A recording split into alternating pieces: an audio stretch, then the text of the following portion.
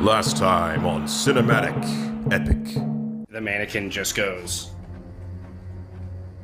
And it's Almost. dressed as Ricard. I want to search this mannequin. There's like a little note. The note reads, so I see you have what should have been my entry ticket. You can go ahead and keep it. We'll settle our score the real way. See you when the festival opens. As you open the door, it is Indigo and a small, well put together but kind of weaselly looking man. Is a Breakspear here? Hi. Oh, Indigo. How's it going? This one told me that you could be one of the fill-ins for the King's Championship Tournament. One of the challengers, in fact. She looks at you and she hands like a little ticket. Cool. It's the same one that Jin had received, entrance into the arena. As you arrive at the arena entrance, you're greeted by another one of like the king's like little equerry people. Tickets, yes. Here you go. Are either one of you signing up assistants, supports, healers, and or someone to help you with? Just gonna turn to write Orlenna's name on my paper. I'm just gonna write Hedera's on mine. Yeah, there you go. Wonderful. Well, right inside. And he ushers you in. A person comes like running up to you. And you see that it's Mark. Oh, sorry. Mark, are you alright? Jin and Breakspear, they marked you down as their assistants for the tournament. I saw you on the list, so I figured I should come. Oh. Mark. Okay. First of all, catch your breath. Okay. All right. So, I guess we're gonna run Let's again, go. aren't we? I'm sorry. Do we have to run? Yeah, Okay. they're gonna close the gate. Both of you are easily able to outpace Mark, especially in his armor. Like you're both kind of like. Poor Mark. With minutes to spare, you do arrive at the arena. Okay. Okay. So, are we both helping both of you? What's going on? Orlenna, you are supposed to assist me, and Hedera is supposed to assist Breakspear. I'm hoping that you are willing to cheat with me. Oh, and how so? Well, they said you can't help within the arena, but that doesn't mean, a vine can't trip somebody. Breakspear, fun. you wouldn't. He would. I wouldn't what? Wanna win? Are you kidding me? Have you met me? I'm gonna win. A person interjects themselves into your conversation. I don't mean to be rude, but I don't think you're gonna win. Yeah, like I haven't And heard besides, all Don't let that. his it's size all it's fool all you. semantics anyway. If it's true what I've heard about the two champions that are awaiting anybody that would be the winner, most of this is just for show.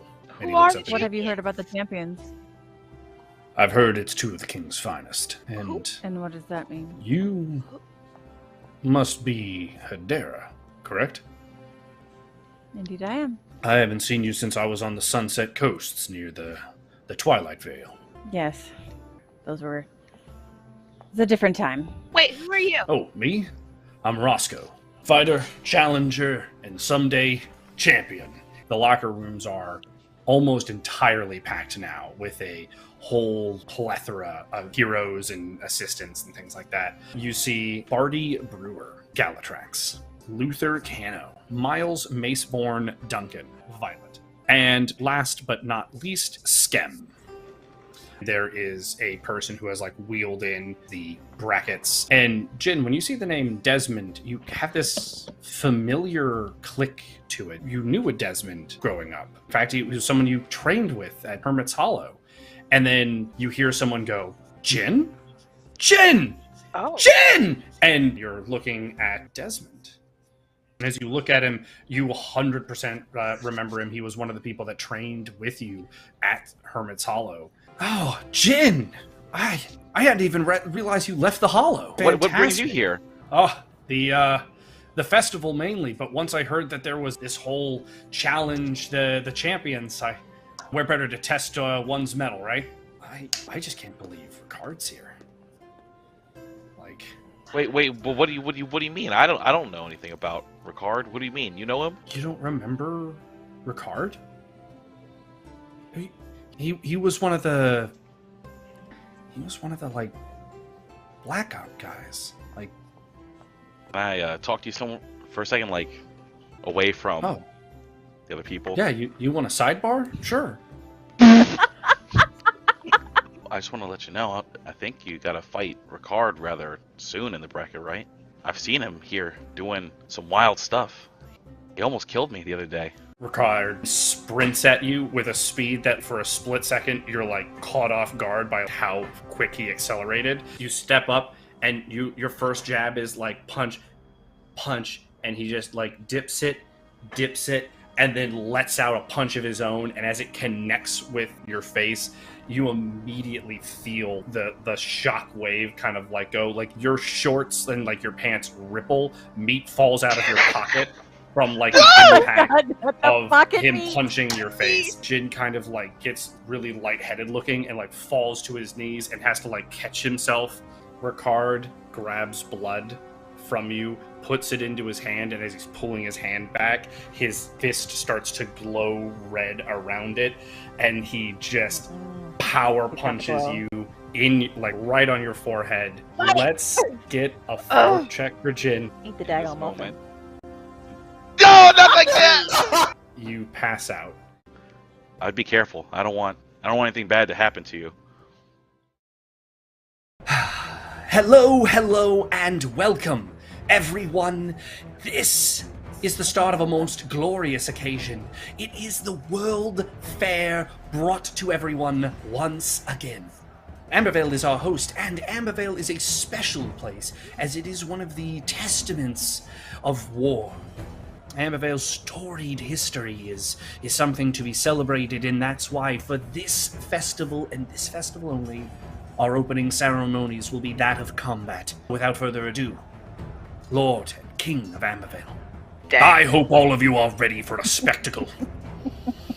Today we shall put a test upon these heroes. Death will be allowed, but it is not encouraged.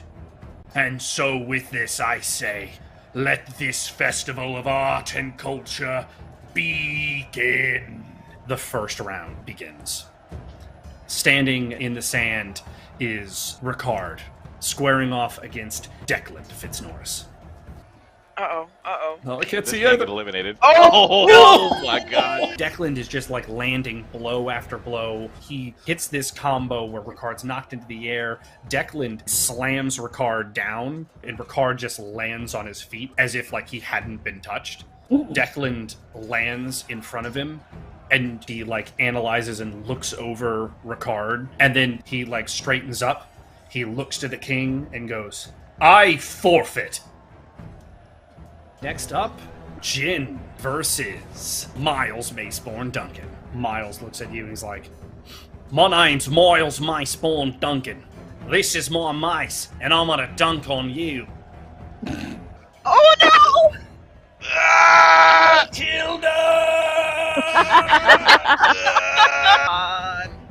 Okay. Ooh. You know what? Just You know what? barely. The mace is so close, you feel it rub your skin. You do hear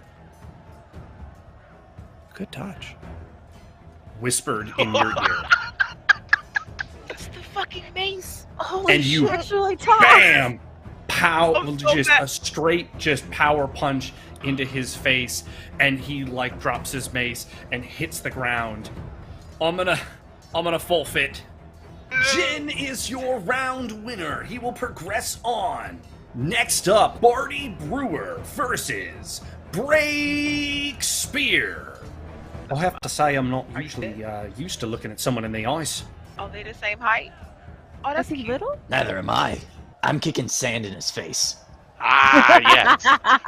That's a nat 20. It catches him right in the eyes, and so Get he's him. like, "Oh, I can't believe you!" You like struggle with him for a bit, and then finally you like hit him in the head, and then like make sure he feels your claws as you hold his hand, and he just starts going, "Yeah, I yield. Breakspear wins. Already fished out. We've got the beginning of our next round. Ricard versus Desmond. Immediately, Desmond closes the distance and starts striking on Ricard. Ricard pulling up some blocks, barely able to keep pace as Desmond continues to move faster and faster. Ricard jumps into the air and pulls out a scroll. He uses it, and he himself seems to erupt in a violent new energy. And let's see whose energy matters more. Oh no! Oh, 19! Oh my god. Oh no! The two begin to trade blows. Even with this new energy from Ricard, it seems as Desmond is able to keep up, trading blow for blow, punch for punch, and then Ricard moves from a punch and swings in. Desmond goes flying back into the arena. Black arcs of energy start shooting off from his chest, and he's writhing in agony.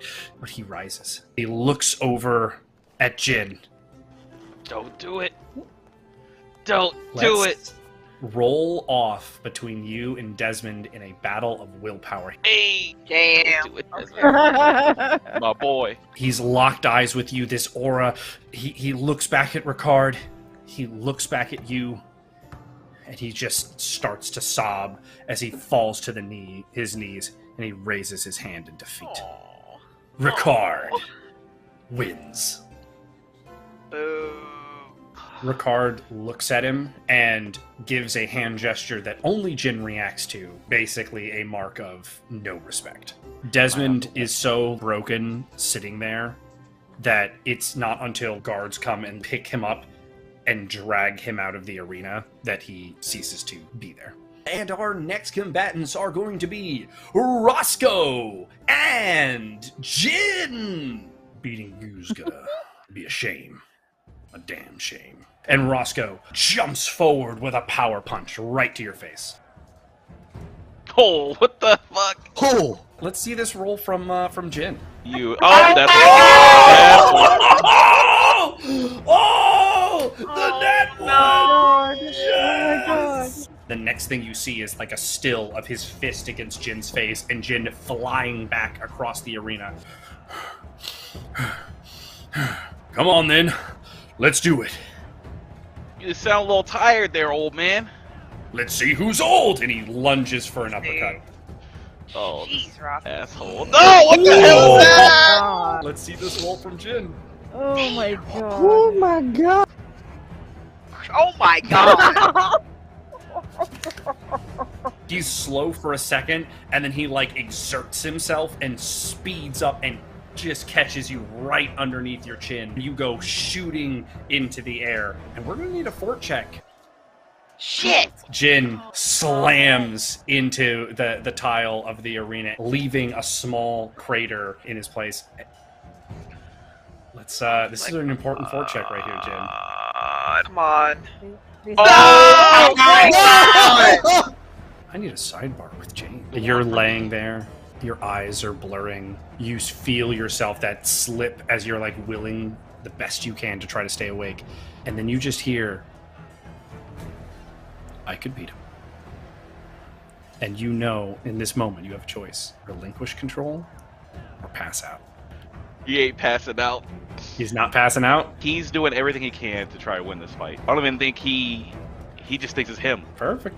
Let's return to the party.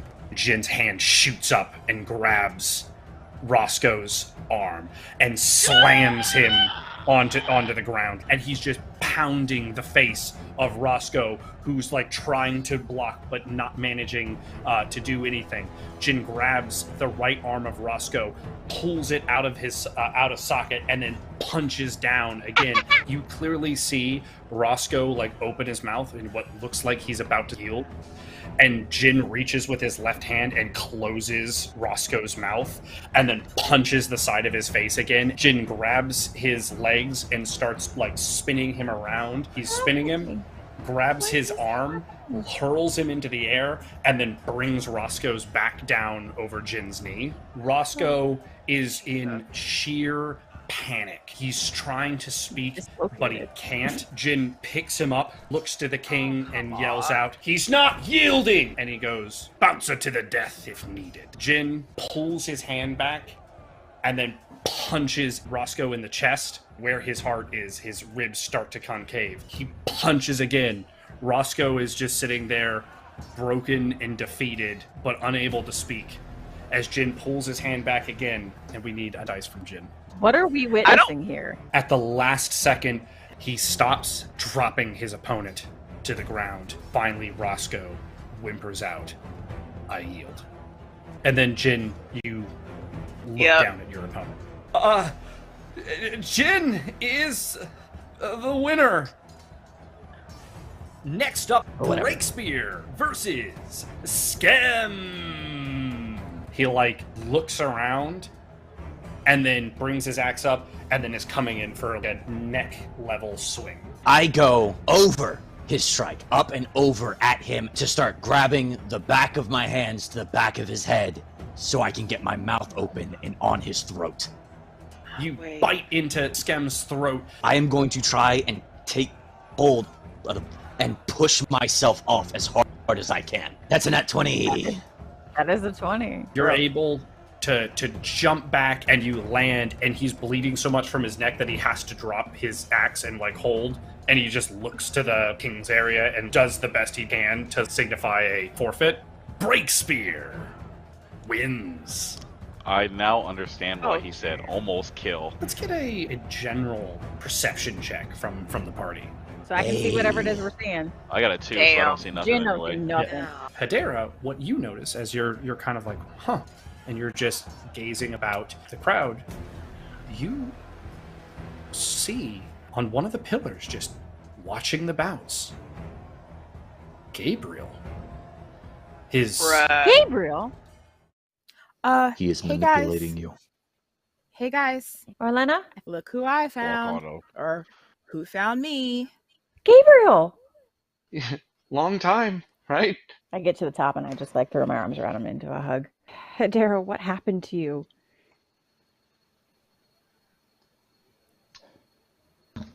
Nothing that I didn't do myself. Lost sight of hope. I lost sight of me.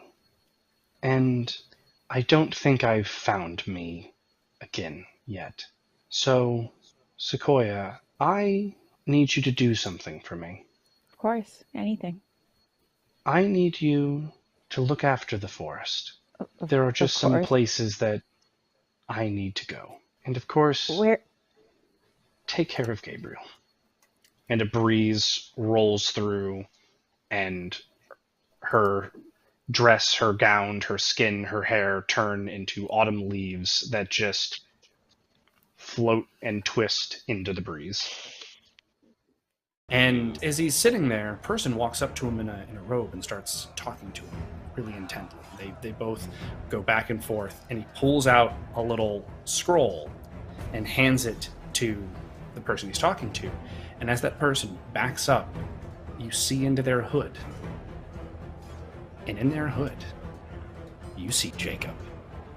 Right. So no.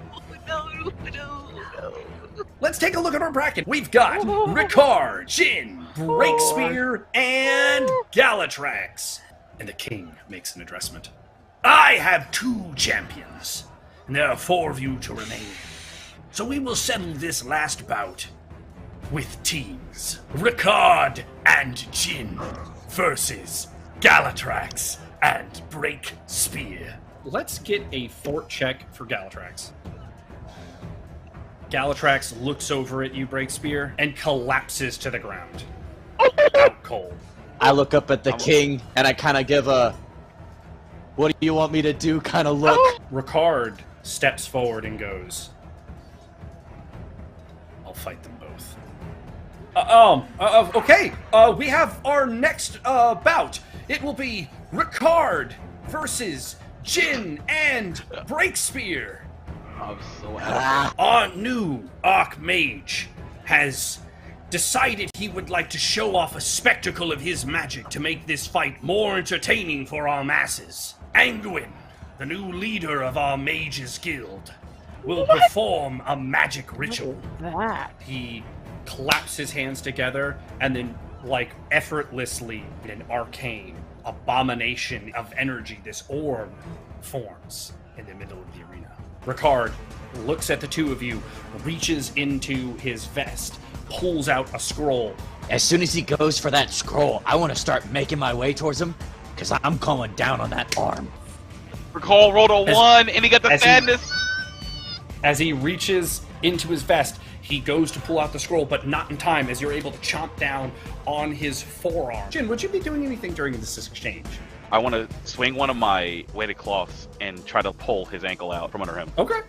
How exactly do you use those in the field? Oh, confetti of sadness! Yes! He goes to continue the scroll action and open it, but you pull his right foot out from under him, so his back slaps into the arena. I'm going for the sand to the eyes trick again. Breakspear, you know if you fling sand, there's a chance you hit both of them. Would you fling it? He just wants to win. Throw it. All right. Damn. Ricard is able to block his face. Jin lands those punches, but then sand hits his eye. Ricard is leaping towards you. His fist is glowing a faint black color. Gonna try and spin off line and counter him as he comes by me. Do it.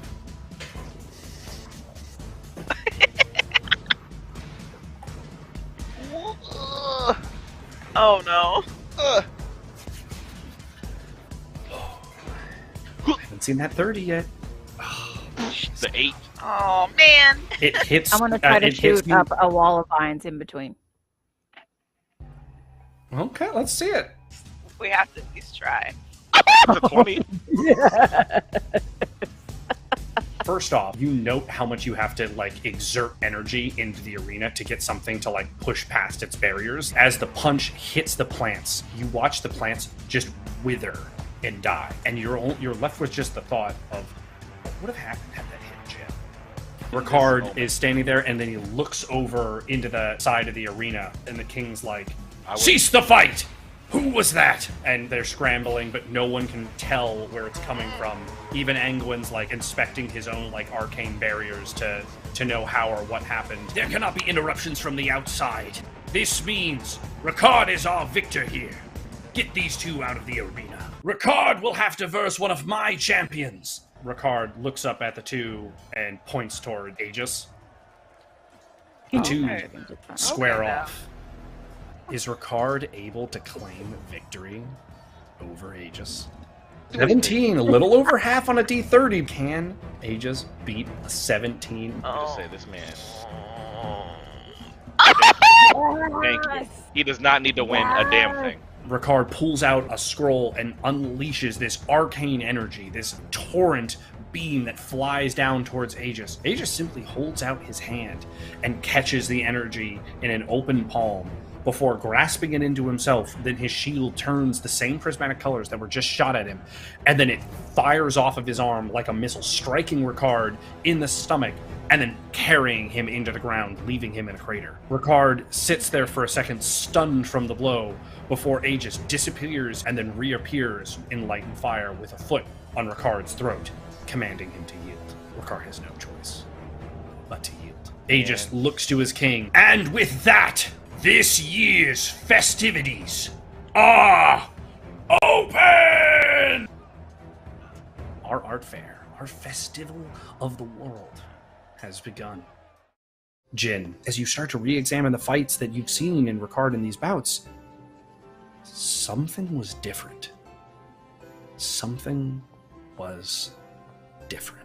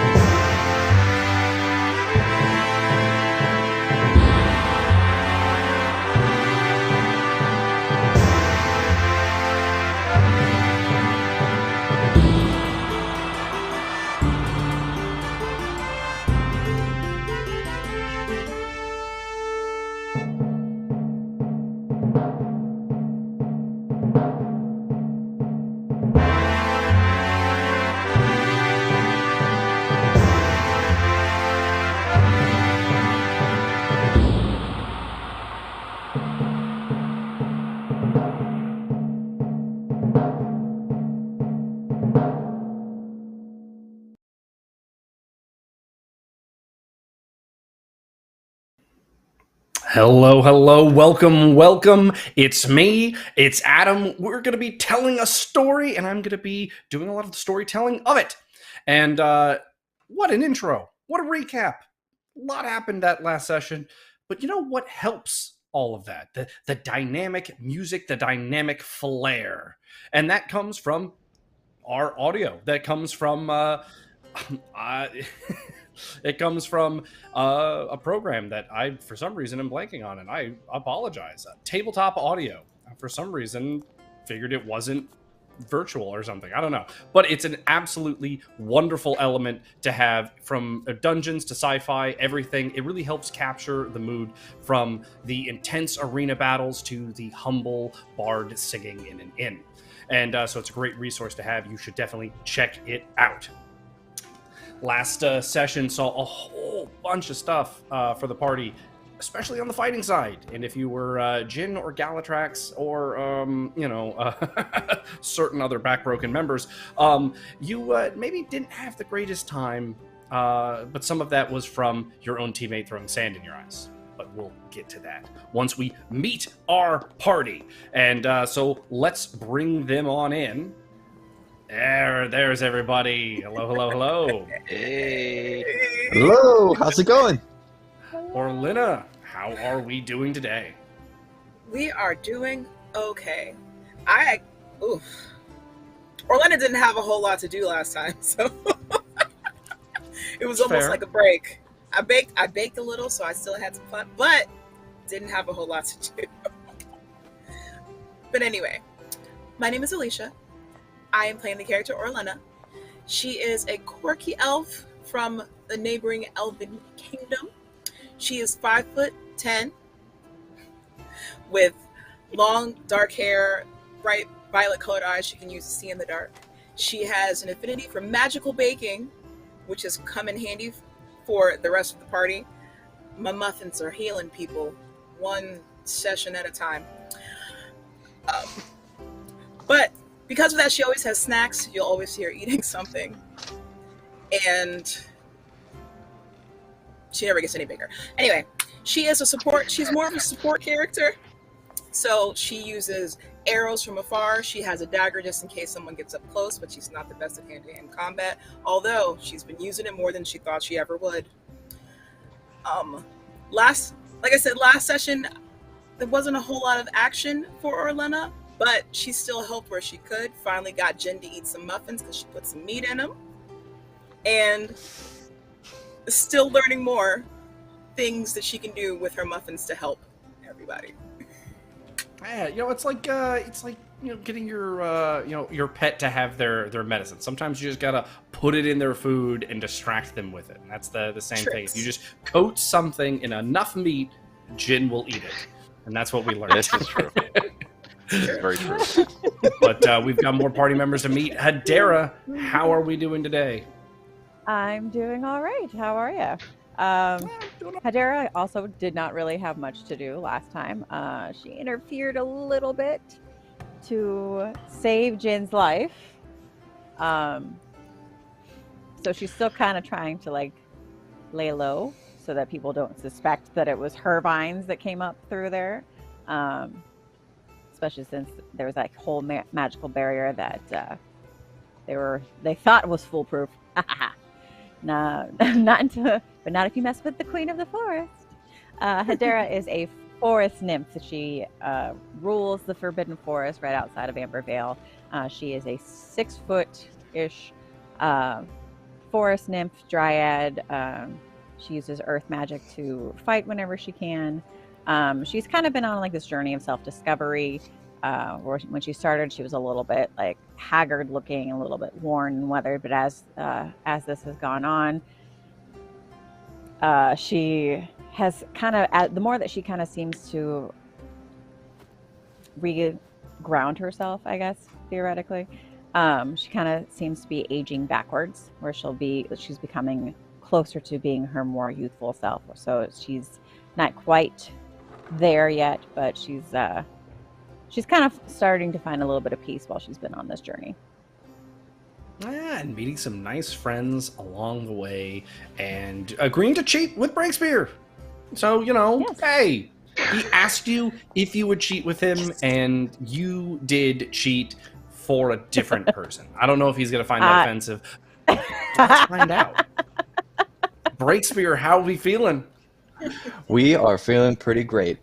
So I'm in. I'm going to be playing Breakspear tonight. Breakspear is a tiny, gruff Dracolin. And if you don't know what a Dracolin is, that's okay. I'm going to tell you. A Dracolin is like a small dragon. It just doesn't have wings, and it cannot fire for the moment. But Breakspear had a lot of fun last session and got to do a lot of his underhanded tricks that he really loves to do, and got to be a little more ruthless than he feels the rest of the party is most of the time. So he had a lot of fun, and he's really looking forward to this next session. Yeah, I dig it. I dig it. Breakspear, he's put up a scrappy fight, It's going to be fun to see how he continues to evolve these fighting styles, especially when maybe sand isn't always present. Hey, you know what? Anakin was right. I hate sand. But let's hear from Jin. How are we doing, Jin? I am doing okay, I guess. My name is James, and I'm playing Jin. He's a human martial artist from a distant community called Hermit Hollow. He's 5'8". He has this simple outfit he wears that has this simple vest with a hammer sigil on it. Keeps his arms and legs wrapped up. And last time he almost beat an old man to death, and now he doesn't know what to do with himself. So he didn't die, but he made me feel slightly dishonored by the cheating. But he's alive. He can redeem himself in the future, I guess. We'll see how it goes. Yeah, that is true. There's only the future. One small thought. I just love the idea that a couple of you said, I will be playing blank tonight. And that just gave me this idea that eventually I'm just going to have you swap characters for a session or something. And just see how you all play each other. Oh man, fun ideas. Dangerous thing to do is give me ideas. No, I thought but that was you know what time it into... is? It is time for our session to begin. As the king bellowed to the crowd and the fireworks began shooting up into the sky, announcing that the fair had begun, the masses of the crowd are filing out of the arena. They everyone is excited to go do what festivities are in store within tonight. As there's guards kind of ushering people out. Aegis disappears in his cloud of light and fire and reemerges next to the king, and Ricard makes his way into the back arena area. Is there anything the party would like to do? Oh, we're still here. I'm not letting Ricard out of my sight. I was gonna say, so you're following them into the sidelines. Yes, you're in the little hero dugout area. Okay. Oh, we've made it down. Okay, yeah. Yeah. So it's you're in that area that you've been watching the fights from. So you're in that little dugout, a little from side area. Mm-hmm. And Ricard passes by you and is heading into the back prep area where the lockers are and such. See, this is where you trip. I don't want to let Ricard out of my sight, but I want to be stealthy about it. I don't want it to seem obvious that I'm following him. All right. Well, hey, let's see it. How stealthy can a small Dracolin be? A stealth check for Breakspear. Hey, decently stealthy.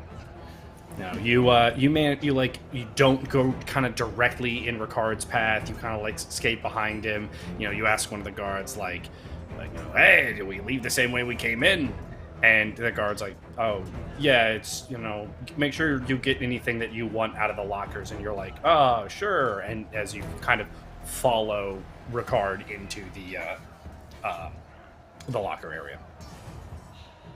Is the rest of the party following, or is Breakspear doing this solo? Can we make? Can I try to trip Ricard with the vine? As he walks back. Of course you can.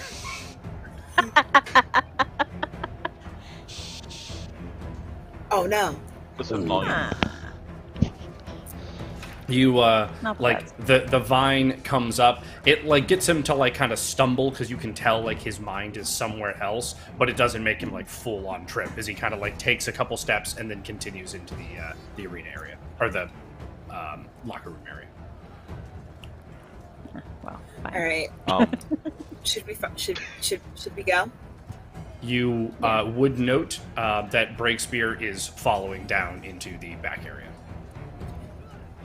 I feel like Jin's still kind of. I agree.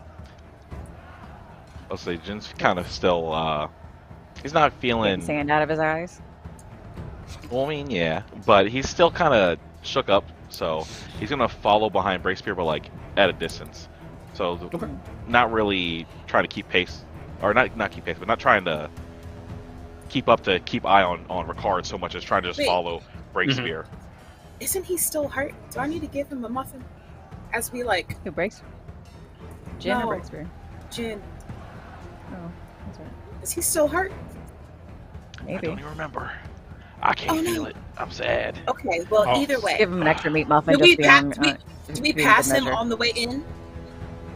Pass who? If we follow Breakspear, do we pass Jin on the way in? Are we like with Jin, or did they? So right now it would be Breakspear's in the front of the group. Jin is coming in behind it, and as of right now, Orlenna and Hedera have not followed the other two. Okay. So you would be following Jin. Okay. Yeah. Okay. We're going. So we're gonna follow Jin, and if Jin's trying to stay behind, I'm gonna try to give him a muffin and passing. Perfect. As Breakspear, as you walk into the back area, you see that like Luther is like right at the door, and as you like walk in, he's like, "I can," and like he expected you to be someone else, and then like when he realizes it's you, like stops and just kind of gives you like a nod. I'm sorry.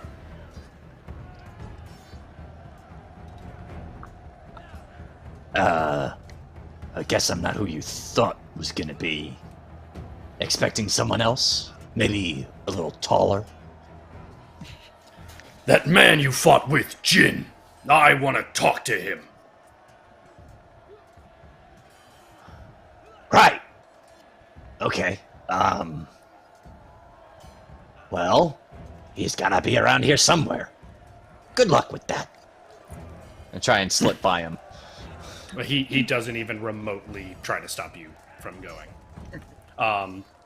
You see just barely, like you're able to like see to the end of the room that Ricard is just like beelining out the hallway. And you know what, Breakspear, let's get a perception check from you. Okay. Okay. I thought it was gonna be that too. Nice. You note that it is very clear by the way Ricard's moving, he's actually quite hurt. Like he's holding his wrist. He's like occasionally like his shoulder will like hit the wall as he continues. Get Good. I keep following. Perfect. Jin, as you make it into the back area. There you are! What honor was that? How dare you act like that? What are you talking about? You know exactly what I mean. He was trying to yield to you. And he like gets like right up on you. I'm sorry, I don't remember what you're talking about. You're gonna make light of what you did to Roscoe? And he like not like pushes you, but like with the backs of his fingers kind of gives you like a shoulder tap. I didn't want to do that to him. And he's just gonna try to like go past him to follow Breakspear. Just He immediately puts his arm out to like stop you. Would you attempt to just like move past his arm? He's gonna try to do some acrobatic type, just automatic train, just trying to get up out of there. I think this is a perfect moment for an early roll-off. No. Oh my god. Get your hands off me!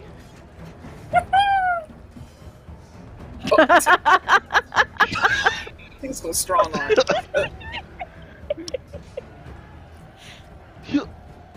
Oh no! Dang it, Jen! Oh my god. There it is again. Already. Got here. The confetti of The sadness. confetti was sick. Oh man, we watched that recap video. You rolled that many ones, and you start this off with, hey, your sponsor number 1. No! Not like this!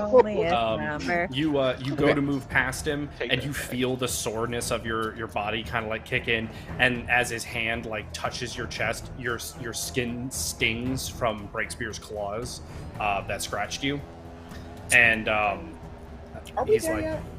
I was just about to ask that. Have we caught up to him? Where do you think you're going? and yes, at this point, Hedera and Orlenna, you enter the room, and you see Jin being accosted by Luther, and you see on the other side of the room Breakspear continuing to the exit. I feel like I'm just. What is going on limp, here? Just laying on his arm. Just. If she's gonna intercede, I'm following Breakspear.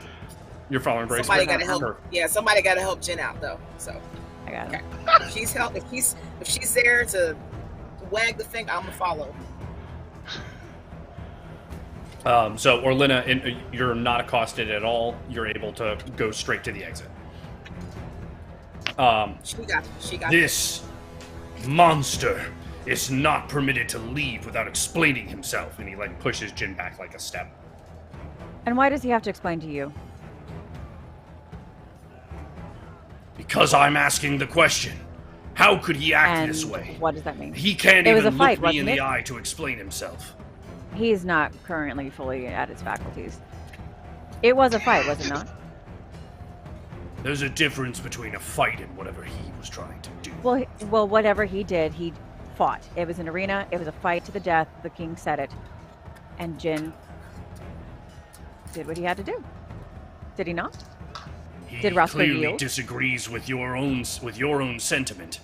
Look at his face. It's racked He's with not guilt. he's not in his own faculties right now. We've been through this. He had a long battle, All of us but fought he has long. nothing. He has nothing to explain to you.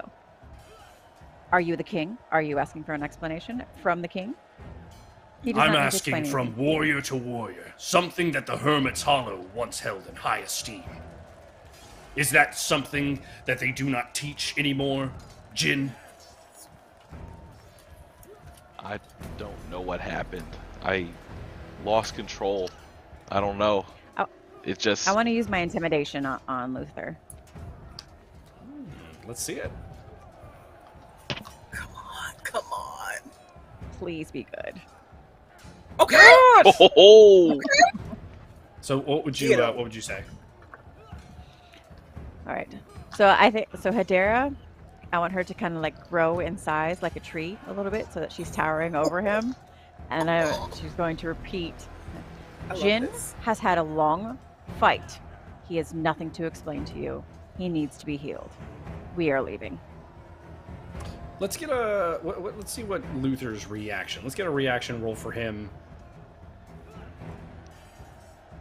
Shit. You butthole. The tie. You can see he does step back, and he like, it's not fear, but there is like a level of like, okay, like you can fight too. Like his posture shifts a little bit, and he looks at you, looks at Jin, looks at you, and then looks back at Jin and goes, If I ever see you act that way again, I will no longer treat you as a warrior from the Hermit's Hollow. I will see you as a threat, a monster. and then steps aside, not like, haha, but like enough that it visually presents that he won't raise his arm again. Come, Jen. Let's go. And And we go and follow after Orlenna. Real quick, Jin, roll me a perception check. I looked for a dice to roll. Oh, look at you! Hey! Hey! I can see through the tears. As you you kind of like you're looking at the ground, you start to go back forward. You realize that Desmond has already, like, all of his stuff is ripped out. He's left even some of his like belongings, one of his hand wraps, things like that, but he is nowhere to be seen. And let's check in with oh, sorry. Also, I was just gonna grab if there looks like there's anything important that's still there. I want to grab it. It would just be the wrapping would be the most important part. Anything else would be like, yeah. Okay. But let's go to Breakspear. So Breakspear, as Orlenna, you are like close enough that you could shout to Breakspear, but you're not like in his immediate vicinity. Breakspear, you're kind of in a similar situation to Ricard, though a little closer. As Ricard makes it out into the crowds, you hear them out there cheering, and then something hits your ears. A very sweet sound. You hear, "Where's Breakspear? Where's the throat snatcher? Breakspear! Breakspear! Breakspear!" Oh. And you make it out to the crowds, and people, like, there's some people that are still excited to see like Ricard and the feats that he achieved, but as you get out into the crowds, people are immediately like running up to you, and like they've painted their throats red, and like they've got shirts that are like painted on that are like "Go for the throat," "Sand kicker," stuff like that. And they're immediately like coming up to you with like scrolls and pens and stuff, like, "Can I have your autograph? Oh, Breakspear, can I have your autograph?" In kind of like a blank, I don't know what to do type of thing, I just kind of like, now that I've been recognized, I can't follow him stealthily, so I just start, I guess I just put an X. I'm not 100% certain if I know how to read or write, so, or well, I can read things. And he just kind of like, sure. I just like puts little X's on things because he doesn't quite know how to write his name.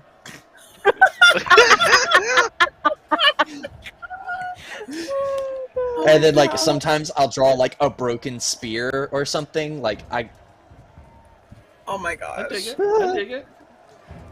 How long would just you do this? like kind of?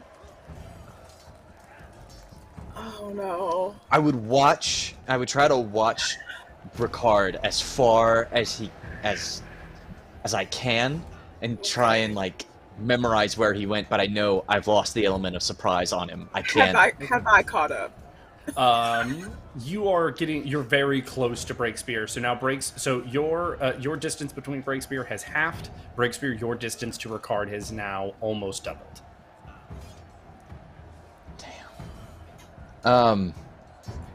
And I'm guessing it's like still a swarm of people. Oh yeah.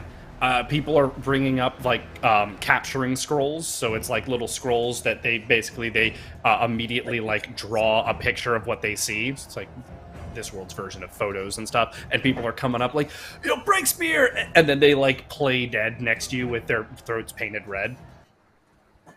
Oh my gosh.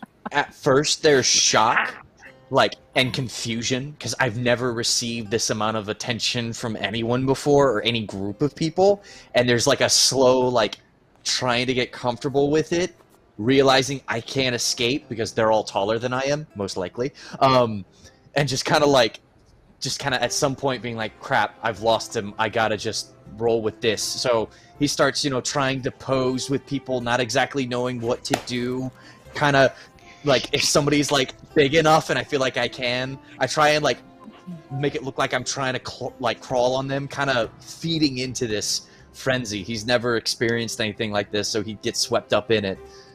Orlenna, like, hey, yeah! Ah! Okay. Did I know that he was following him, or were they just following Breakspear?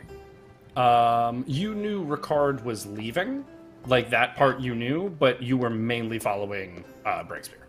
So if I gotta catch up to him, I gotta make my way through and ask which way did he go. You are able to make it through. Like, the most accosting that you get are people being like, "Hey, come on, wait your turn." And I'm just Mush. So you make it. You do make it to Breakspear. okay. Which way did he go? Orlenna, look at all these people. Have you ever seen this many? Which way did he go? This is crazy. Which way did he go?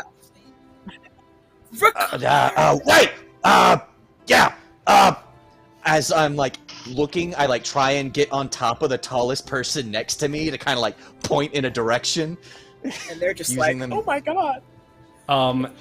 They immediately are now you're crowd surfing. They're just like, oh god, like they're going. He's going that way. I mean, wait, hold on. I try to point in the right direction, but I'm being tossed, so it's gotta be. Can I get an acrobatic roll to like see if I can point in the correct direction? Yes, I love it. Let's get an acrobatics check. Oh my god. Woo! Hey! That's pretty solid. So I'm yeah in the direction that Ricard went. That way. Wait, just don't go alone. And let's check in with Jin and Hedera real quick. I was about to ask, like, how close are we now catching up to them? I think they started moving. What would you say the pace be for you two? Are we going, I feel like I'm going kind of brisk, dragging going Jin behind me, because I'm like, we got to catch up to everyone else, and Jin's still kind of like, what have I done? I'm assuming. Okay, that's fair. In which case, I'll say you're about halfway down the hallway at this point to get out of the arena. Let's go back to Orlenna real quick. Orlenna, what are we doing? Okay, the area that he pointed to, what does it look like over there? It looks like it's heading kind of towards the main gate-ish, like into like where you could either then like it's a lot of different ways. You could go into like the restaurants and like kind of the lower end housing and things like that. It could take you into the festival itself, or it could take you out of the city. So if he gets out of line of sight, kind of in there, you're going to be going. There's 3 massive areas that he could have gone directionally. So like the gate, I have to at least make my way towards the gate. Mm-hmm. Yes. No, that's what I'm telling you. That's what I'm doing. Oh, cool. Go. Sorry. My apologies. Cool. So, Orlenna, you carry on, and you are following Ricard. Breakspear, you're being tossed by your adoring public, and so Orlenna, you continue on. Hedera and Jin, let's get a perception check for you two. Shit. Wow. Wow. Basically, as you're walking down, it's Jin's kind of like and like grunting and moaning to himself a little bit, sighing. And Hedera, you keep looking back like, what are you? Shut up. Like, we're going this way. Like, chill out. Like, we're in a hallway right now, Jin. And so neither one of you sees Orlenna carry onward. So Orlenna. But do we see Breakspear? You don't see Breakspear. You don't see Breakspear, but you do hear a crowd. You do see a crowd, and they're clearly tossing something, and they're like, Breakspear! Breakspear! Go for the throat! Go for the throat! Kick some sand! Breakspear! Okay. We have to go see what that's about now. Let's... Oh, Jin, come on. Whatever you say. And Orlenna, you are continuing after Ricard. You can't, like, you're at a distance where, like, you can kind of spot him, but as you're moving, he'll kind of disappear, and you're constantly having to, like, visualize where he is. And he's at a distance where, like, you're trying to kind of having to make some pace to catch up to him. Would you attempt any level of stealth to this, or would you just be in full-on pursuit? if there's a bunch of people around, I feel like me trying to be stealthy is not gonna make a difference. I don't know. I just need to at least figure out which direction he's going, even if I don't completely follow him in that direction. That's fair. Because by myself is probably not the best idea. I just need to figure out at least where he's going. Perfect. Because they'll hopefully catch up if they're following me. What pace would you be moving at? Oh, we're not going stealth if there's a lot of people around. We're just gonna go because he's hurt. Are we walking after him? Are we jogging after him? Are we running after him? I would run, but not so much as to where I would run into him. Enough. Got it. To You're trying where to close that distance. Got it. Mm-hmm. Perfect. And let's go back to the other three. So Hedera and Jin, you both exit the arena, and it's a good group. It's like up to like almost 40-50 people at this point. And Breakspear is just like, "Hey! Like as they're tossing him in the air and they're shouting names, like they're cheering. People are taking like capture scrolls and stuff. How do I draw so He's fast? loving this. It's magic. Do I'm I try see to them? fight my way through the crowd. Perception. I mean, of all things, you could probably see me. I'm 6 feet tall. I'm just gonna stand on the edge of the crowd and watch. I'm not going in there. I don't know how tall. Polaroids. It's more about it's more about Breakspear seeing over his own ego. So let's get a perception check for Breakspear. Can he see? Oh my god, nothing. Nope. He sees the stars. That's a 9. Very rarely do I let a player decide. You notice them. Does Breakspear care? And that is your decision.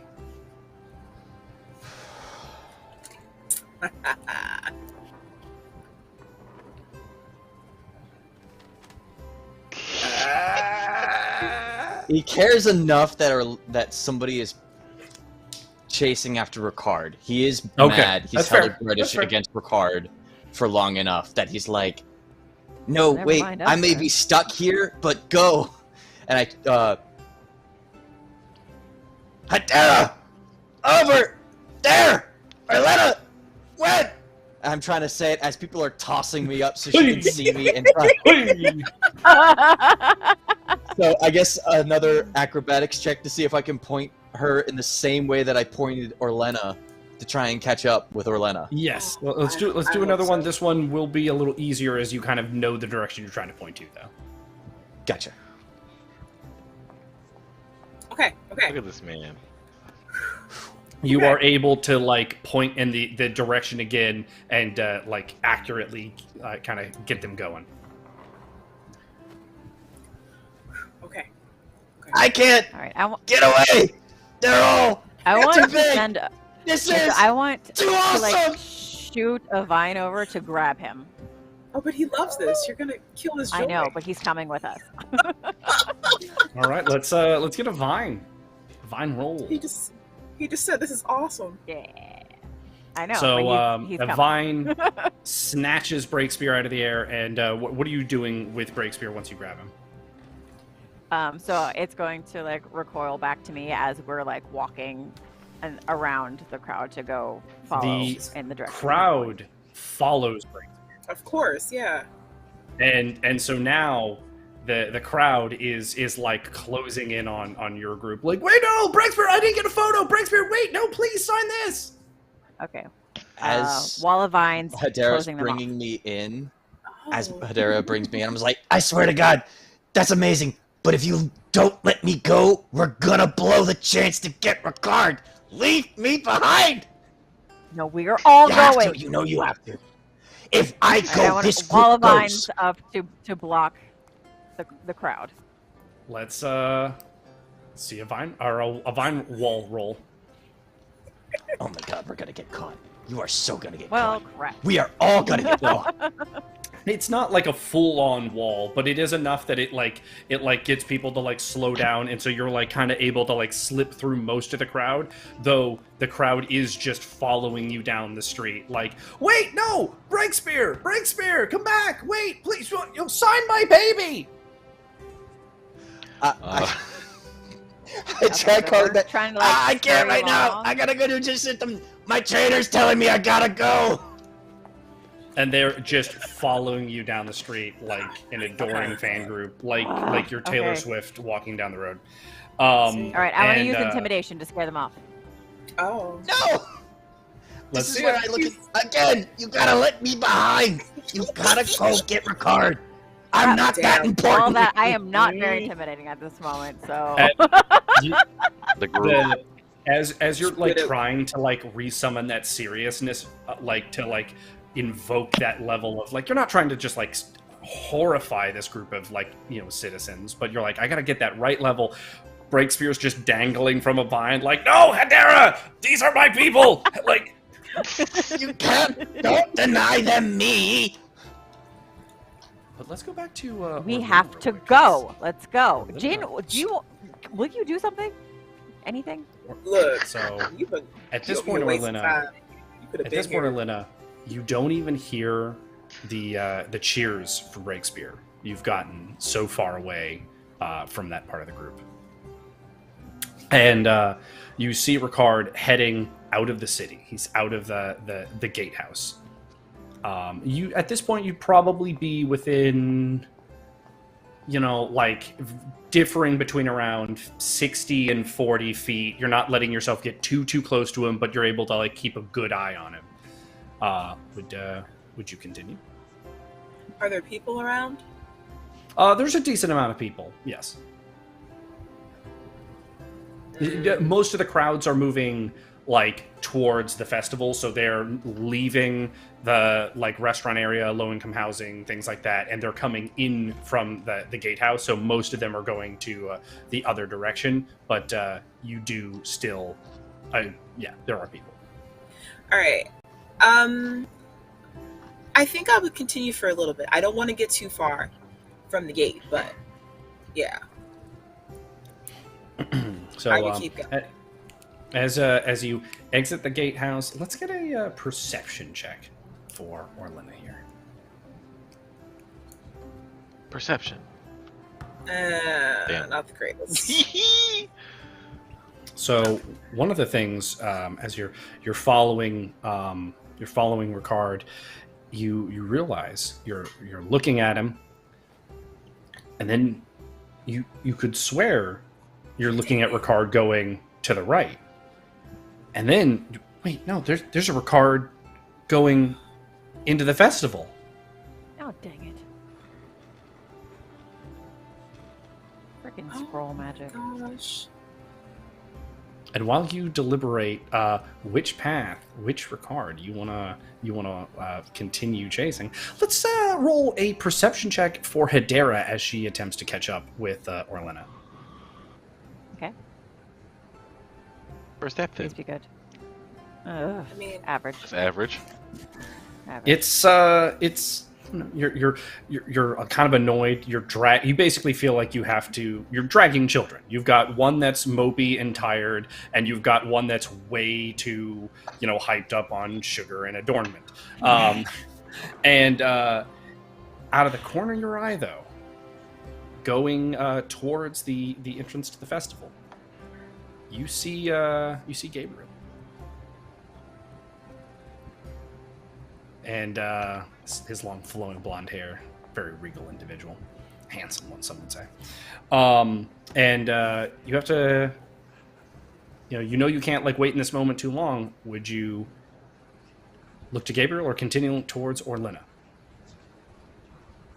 Gabriel's going into the festival. Mm-hmm. 4, 3, 2. Okay, I drop Breakspear and tell him and Jin to continue following after Orlenna, and I have something to do. I would like to pick Breakspear up and put him on my shoulders. No! We were walking. Go. Dude. You go. You need to catch up. Breakspear. It's the only joy I have now. Are we still being the? Yes, the crowd is still following you. So it's just a beacon. Wall of vines. Go to block them. I swear, it's gotta work this time. Roll it. I need to block them off. They need to stay put. 11. Better than last time. Again, it's a good barrier. It's definitely given Jin the kind of the distance he needs to like keep himself like out of arm's reach from people. This is where I'm trying to talk I'm about to start grabbing Jin. people.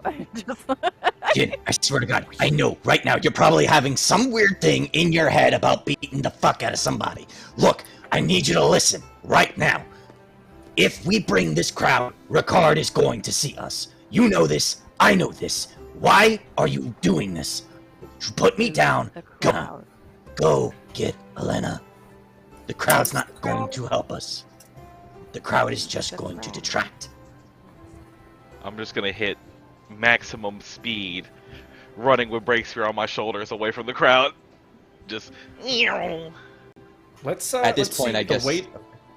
Let's see with the weight of Breakspear and the weight of Jin's conscience, how quick is he able to run through the city? Let's get an athletics check. Jin has no room for thinking right now. You know what though? Yeah, That's pretty boy. good. Good job. Good job. He never has Training room for comes in thinking. handy. Just training. Your like training tunnel vision Accurate. kind of kicks in, and you pick up a pace, and you're just moving through the city, just. But Orlenna, I try to yell to the crowd, I'm sorry guys, I love you! He just like. We love you too, Breakspear! Next time! But Orlenna, they still have some ground to cover. Which of the Ricards are you going to follow? I think I'm still going to follow the same one. I think they're trying to distract me by the other ones. I'm going to follow the same one. Okay. So you're heading out of the city? Yeah. Perfect. I was going to say, how fast is he moving? He's moving a little bit under a jog is kind of the pace he's moving at. He's like not like you could tell it's slightly limited. Like as you've been watching him, he's definitely injured. He's not like sprinting through the city or anything like that, but he's definitely not just like casually walking. Because other than when I like looked to left and right, had I lost sight of him the whole time? No. Okay. Yeah, so I'm going to continue to follow him. Again, I don't want to completely catch up with him, but I do want to follow him. Perfect. You follow him out of the city. Let's go to Breakspear and Jin real quick. As the two of you're making really good pace. You realize though, you get into what is the three-way intersection between out of the city, into the festival, and the low-income housing. You both are going to roll me a perception check to see if you can see through the crowds. I rolled an 8. Breakspear's up on his shoulder, so right. Hey, that's Jin, Well, that makes I sense. got the advantage. Jin, Yeah. How's it feel being you're so focused tall? in on like Like yourself, I your own thoughts, kind of what you're going through. Breakspear, you're up on his shoulders, and you're like, I could get used to just being carried around. This is actually kind of nice. And then you're like, oh, hey, I think that's Orlenna heading through the gatehouse. I tapped his head. That way, let's go. yep. This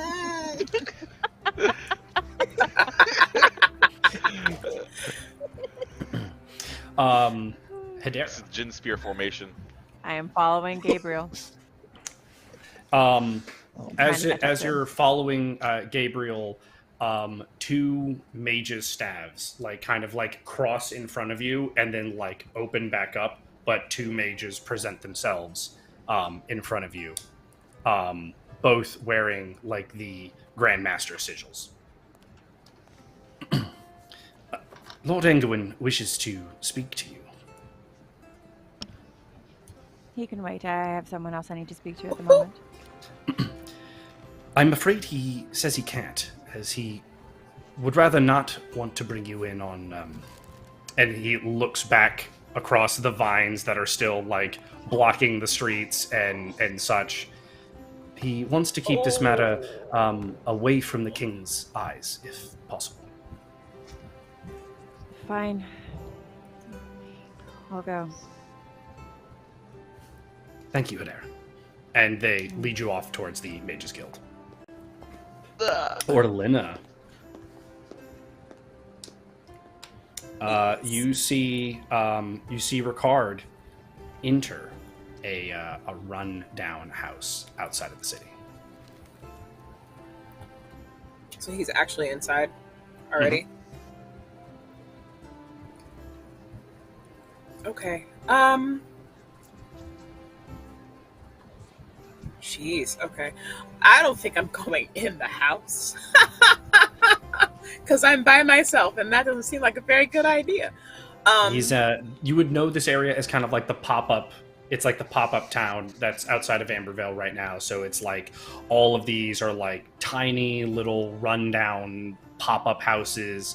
They all are just kind of like touching each other. Like, you know, they're like, it's like one big building with dividers through them basically. Some are restaurants, some are like, you know, like quick stays and stuff like that. But like the entire thing is, or where he's in is just like a little like it sounds like a little tent they're town. like So in like... they're like in rows of wooden buildings. Okay, almost think of like townhouses if they were one level. Okay. Do I know anything about these? Like, is it just other than the bar that you have frequented? No. Okay, so I guess I'm thinking, is it just the one door? Yes, you would know they don't have back doors or side doors. It's just the front door.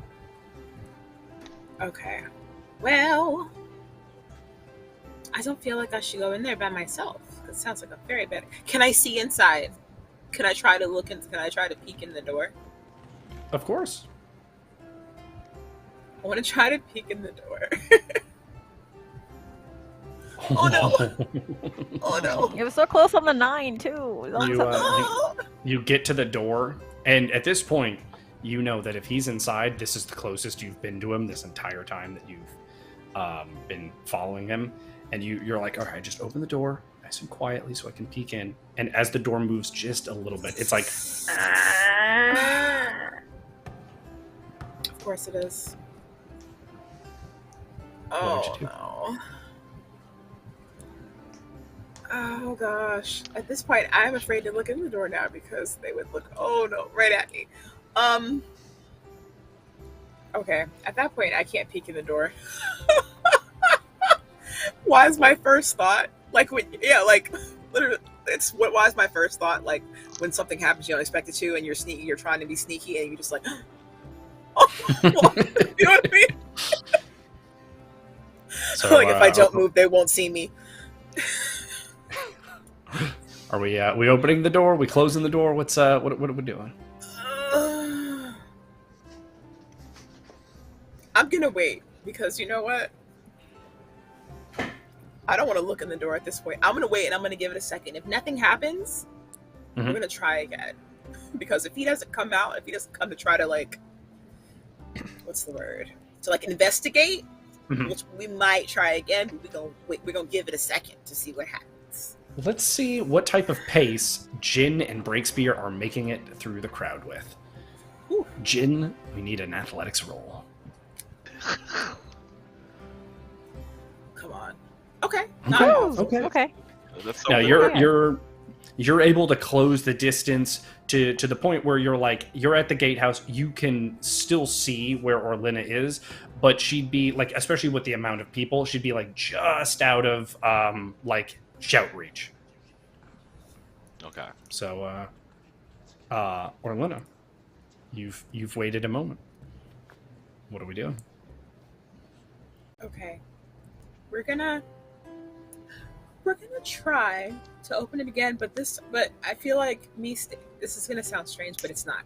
I feel like I don't want to do it perfectly standing up. I feel like I want to like crouch down and try to look. All right, let's get a roll for Orlenna opening the door. Crouch down. Because that's how I'm gonna open the door. With that and your positioning, I want to see a perception check from Orlenna. Hey. Orlenna, those you elf realize eyes. had you not crouched down, you wouldn't have seen it. As you're opening the door, there's a tiny string attached to the door. See? Oh. You do hear a rustling in like a fabric going like inside. It's fleeting for a second, and then you don't hear it anymore.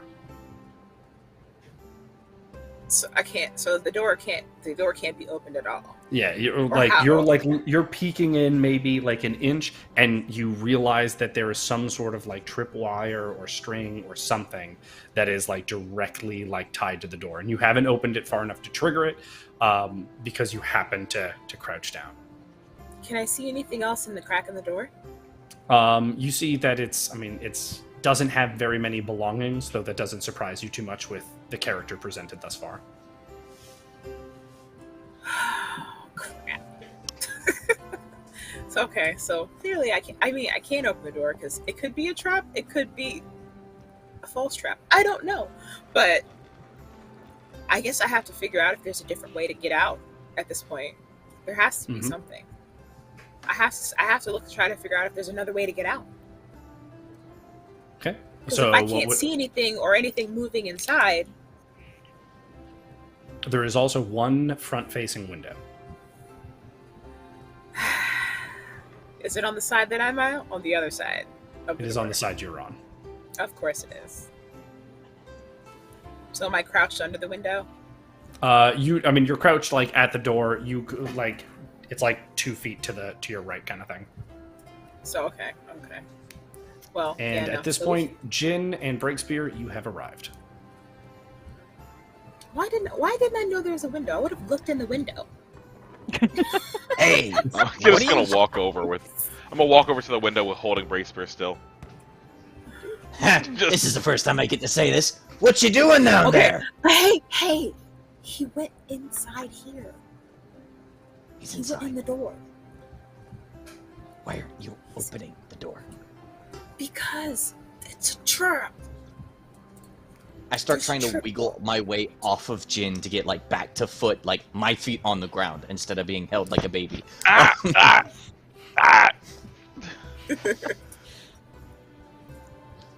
Gonna just ask. I'm over here like. Sharp, there's man. a trap. There's some kind of wire down here. I think it's a trap. I don't want to open the door. Can I look around? Got it. Perception. Let's get it for Jin. I just want to see if there's anything on the ground nearby that I could pick up. You're able to find a couple of rocks. I'm throwing that right through the window. My favorite dice ever created needs to be roll. Oh. I need to roll for Calamity. Calamity. Yeah, of course. It's a 10. Oh, that's decent. That's decent, Calamity. Out of 30? Are the low rolls better average. for us, or are the high rolls better for us? The higher it is, the better for the party. The lower it is, the worse for the party. So what I need now is a perception check from Orlenna, Breakspear, and Jin.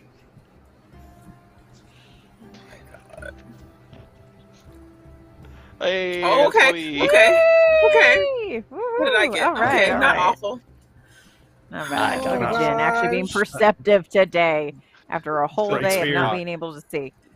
You've like plopped onto the ground from Jin's shoulders, and you're like, wow, I really do see a lot less from down here. Like, it is crazy. I felt like I noticed everything when I was just like 2 feet taller. I see a lot of butts. Orlenna, you're like, what is that? What's that noise? It sounds familiar, and you're like, it's on the tip of your tongue, but it's like building up. Jin, you immediately recognize it as a scroll that like Ricard's been using, activating. I'm going to grab my companions and run away from the window area, basically. Just try to back up, you know. All right, let's get a roll for Jin, pulling his companions away from the door in scroll. Hey! What sponsor? Oh, all right. You immediately, the second you hear it, you spring into action. You pick Breakspear back up. He puts up no resistance because he's just like, I'm okay with this. This is where I want to be. This is how I want to live my life now on. And you grab Orlenna, and you're able to like move off the little couple steps up towards the door and move like kind of away and into the crowd. You're even able to like issue a couple like shouts to the crowd to get them to back up when the building immediately erupts into a blue flame. Like it just like the whole building is engulfed almost instantly, and you watch as a train reaction down the row happens, where it's just like boom, boom, boom, boom, boom, boom, boom, until the whole row is just ablaze and on fire. I could not have predicted that. I could not have predicted that. Let's do a quick sidebar with Hedera. Of course. I wasn't prepared. Okay. The mages bring you up to the Mages Guild, where, especially in comparison to last time, there's a large mustering of mages. Mm-hmm.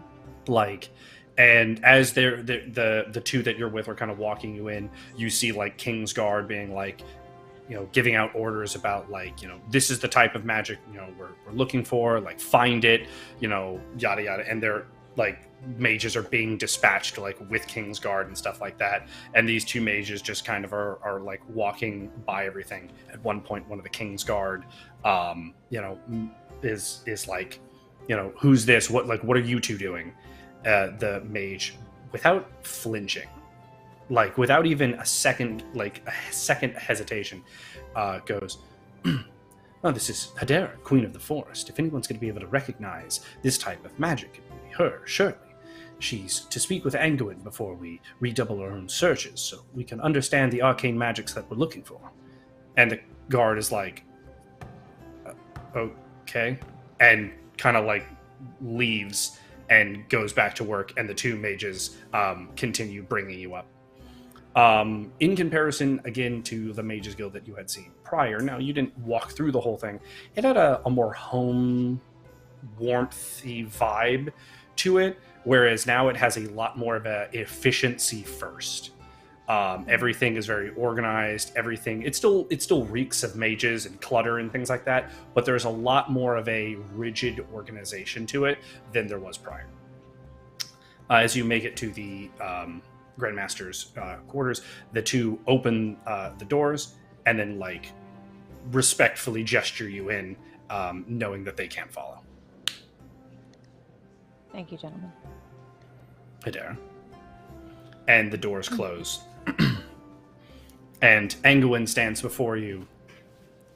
And you note that the tails on his cape, his green cloak almost, it seems to writhe and move as if the two snake heads themselves were animated. And they respond to gestures. Anguin occasionally will pet them, but he never lifts his right hand from his cane. Ah, yes, Lady Hedera. It is rare that my arcane barriers are breached. It seems one like you, though, is fitting to do so. And he gives a respectful, nod. Was that an accusation? Accusation, no. But I am aware of those present in the audience who could have done such a thing, and there are few other than you who would be capable. And I mean this is no threat, as I would rather the king not know than he find out, as spellcasters of our sort and our sort of prestige are hard to come by and often are used more as tools by the rest of the world. I see. So, What exactly are you intending by bringing me up here? I would like you to play along with a sort of dance, if you will, as we are going to use a prisoner of the Mages Guild as a scapegoat for this issue at hand. You will help us find this individual, and any issues or blame the king would have will simply slip away. He will not care past this moment as long as someone is to be blamed. Who is this prisoner? You may recall, after the Age of Darkness, not too long, there was a group of radicals that went around destroying towns, cities, often looking to destabilize things. He was one of the casters in the inner circle, so he has a body count of people in a very extreme number. This is not someone to take pity on. Even so, I would like to know who will be taking the fall before I agree to any such thing. Sure. I can make sure that you have a meeting with them if that would be so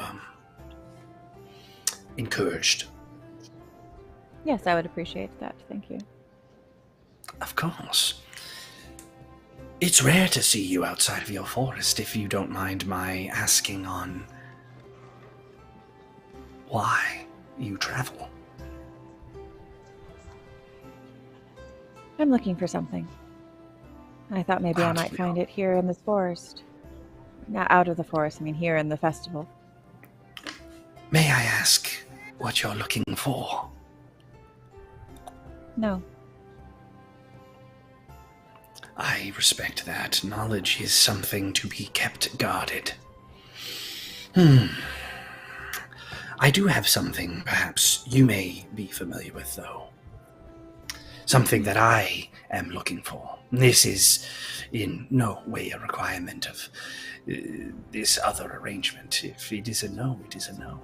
But one caster to another, perhaps you could decipher something that I've found. And he pulls out what is a very old book of spells, predating that of even the Fall of Darkness. Okay.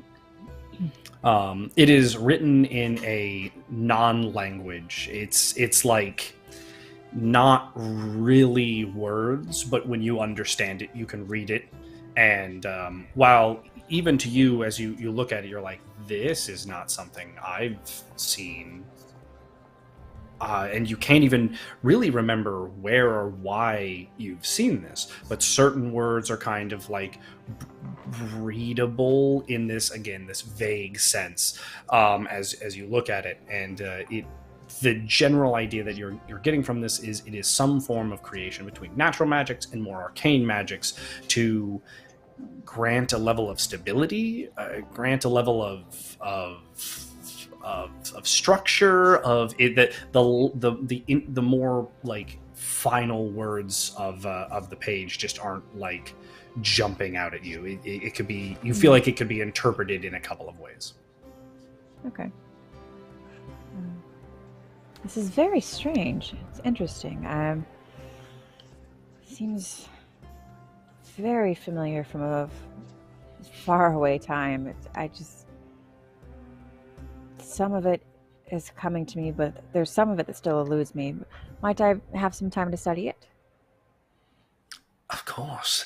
No amount of arcane brilliance or arcane interpretations have been able to garner anything from it. So if you can even read just a few words, consider it yours. As I'm sure in some way, shape, or form it's connected to you and your kin, and more than it is mine. Thank you very much. I will begin to make the arrangements so you can meet our scapegoat, or our would-be scapegoat. And for now, Hedera, just try not to attract too much attention from the King's Guard. I will make note of that, and I will do my best not to. Thank you. And the doors open behind you. Okay. And the two mages are there, and they nod respectfully, and while they're kind of like, they're not like shepherding you out, but they are kind of like walking with you. Though they do make sure to ask if like, would you like a drink or anything before you leave? Is there like they give a level of courtesy. Thank you, but no, I am fine. I appreciate. Thank you. We're always here, Hedera. And the doors to the Mages Guild open, and they escort you the rest of the way out to keep you from any accostation from the guards. Okay. And back to the party. All right. Thank you.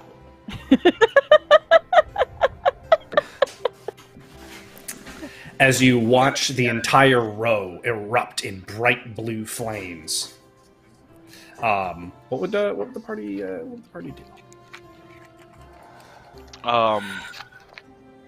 Guards are starting to rush in. You hear like ding ding ding ding ding ding ding ding ding, like. Oh, because it's fire. Okay. Breakspear would try and get his way down again after being picked up twice. Just like, get up, me. We got it. God. And we'll look for a bucket or any trough of water to just dive into real quick. Oh, he's trying to put the fire out. Okay, Orlenna would probably try to stop, and since he didn't pull this far enough away, I'm assuming. So I'm trying to look around, I guess, to see if I see him running. Just let's get a perception check from Orlenna.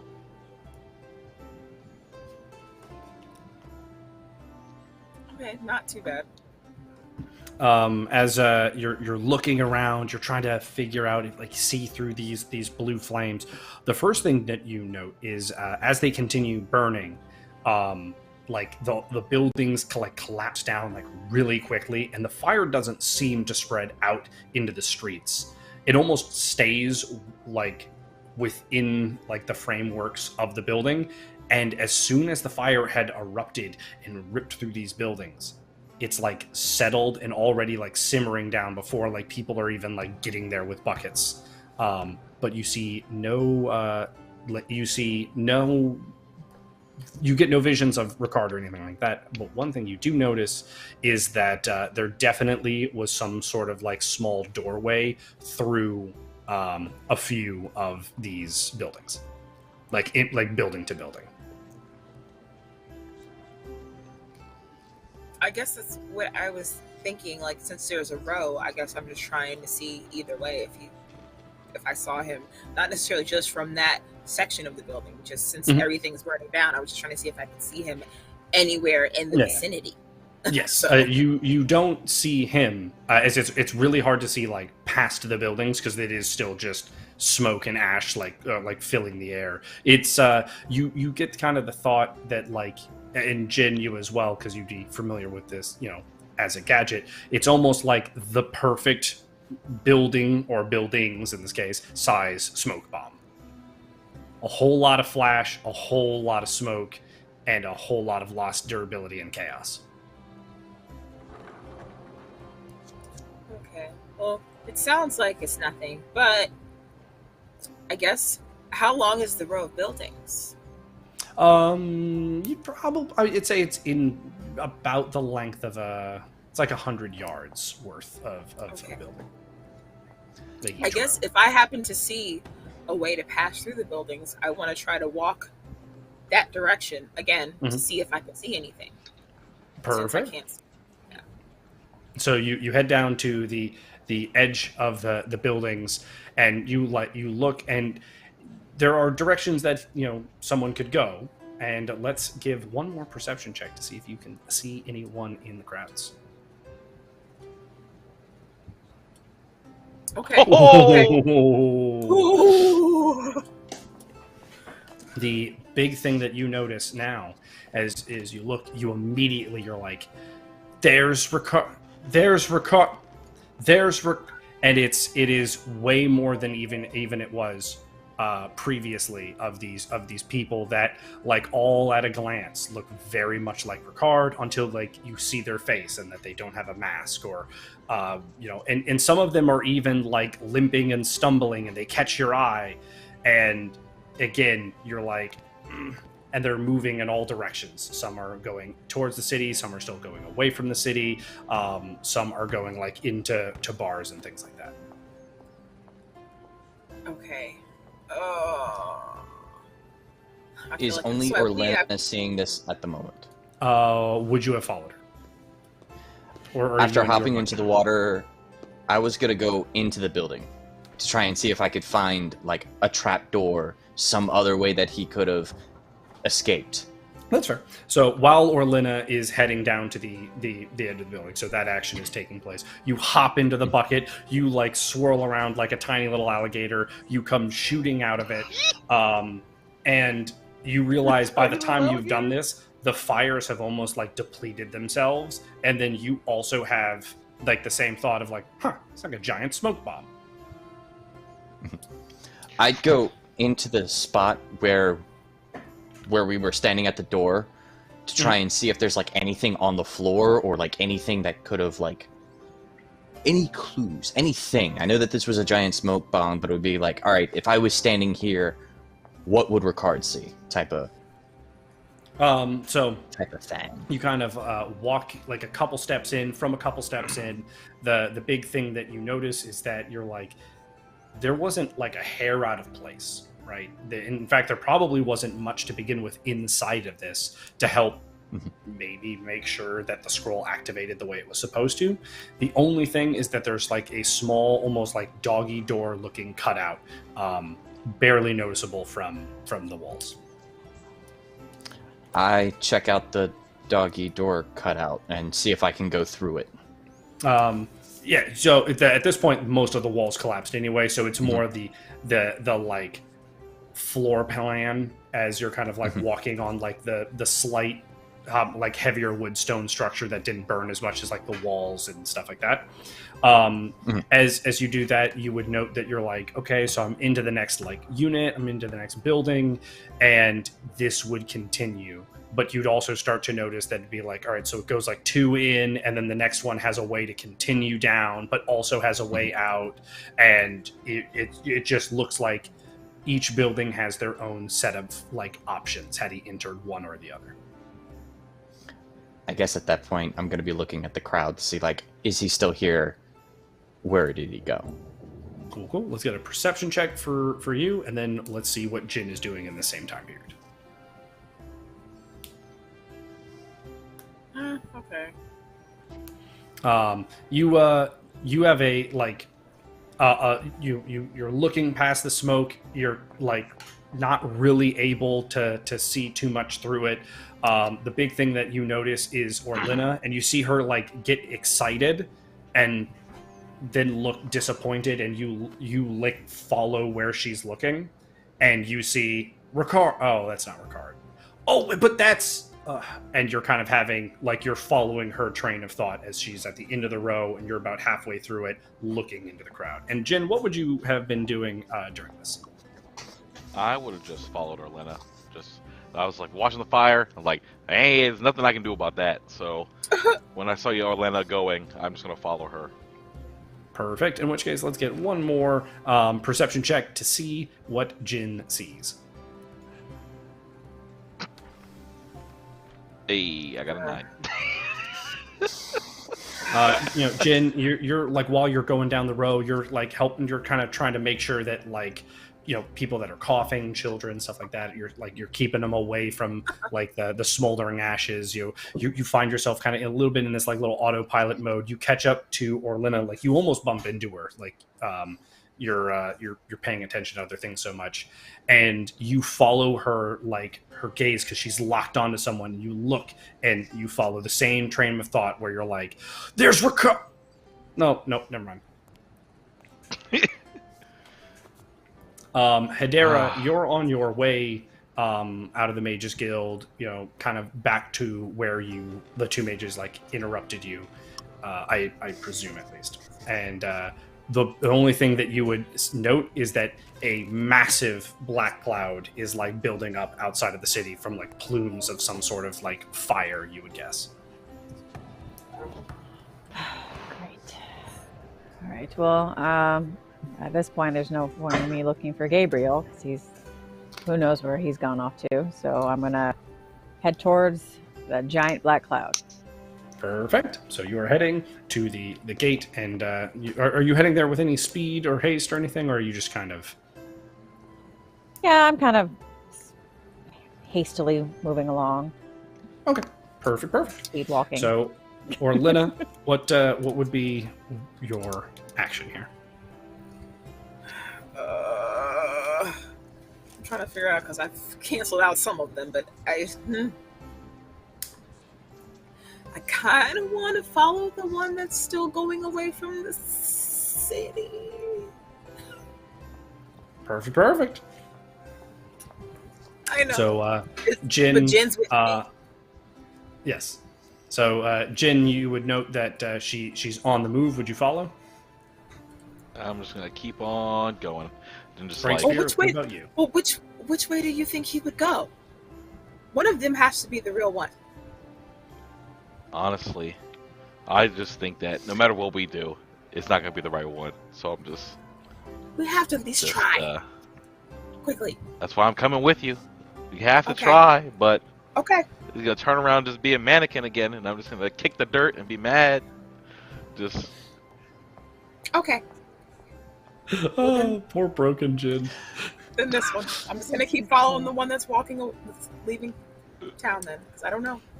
Perfect. Breakspear, what would you do? Can I see them go after one, Mhm. or can I not see them through the smoke? Okay. Yeah, you can see Orlenna. Okay.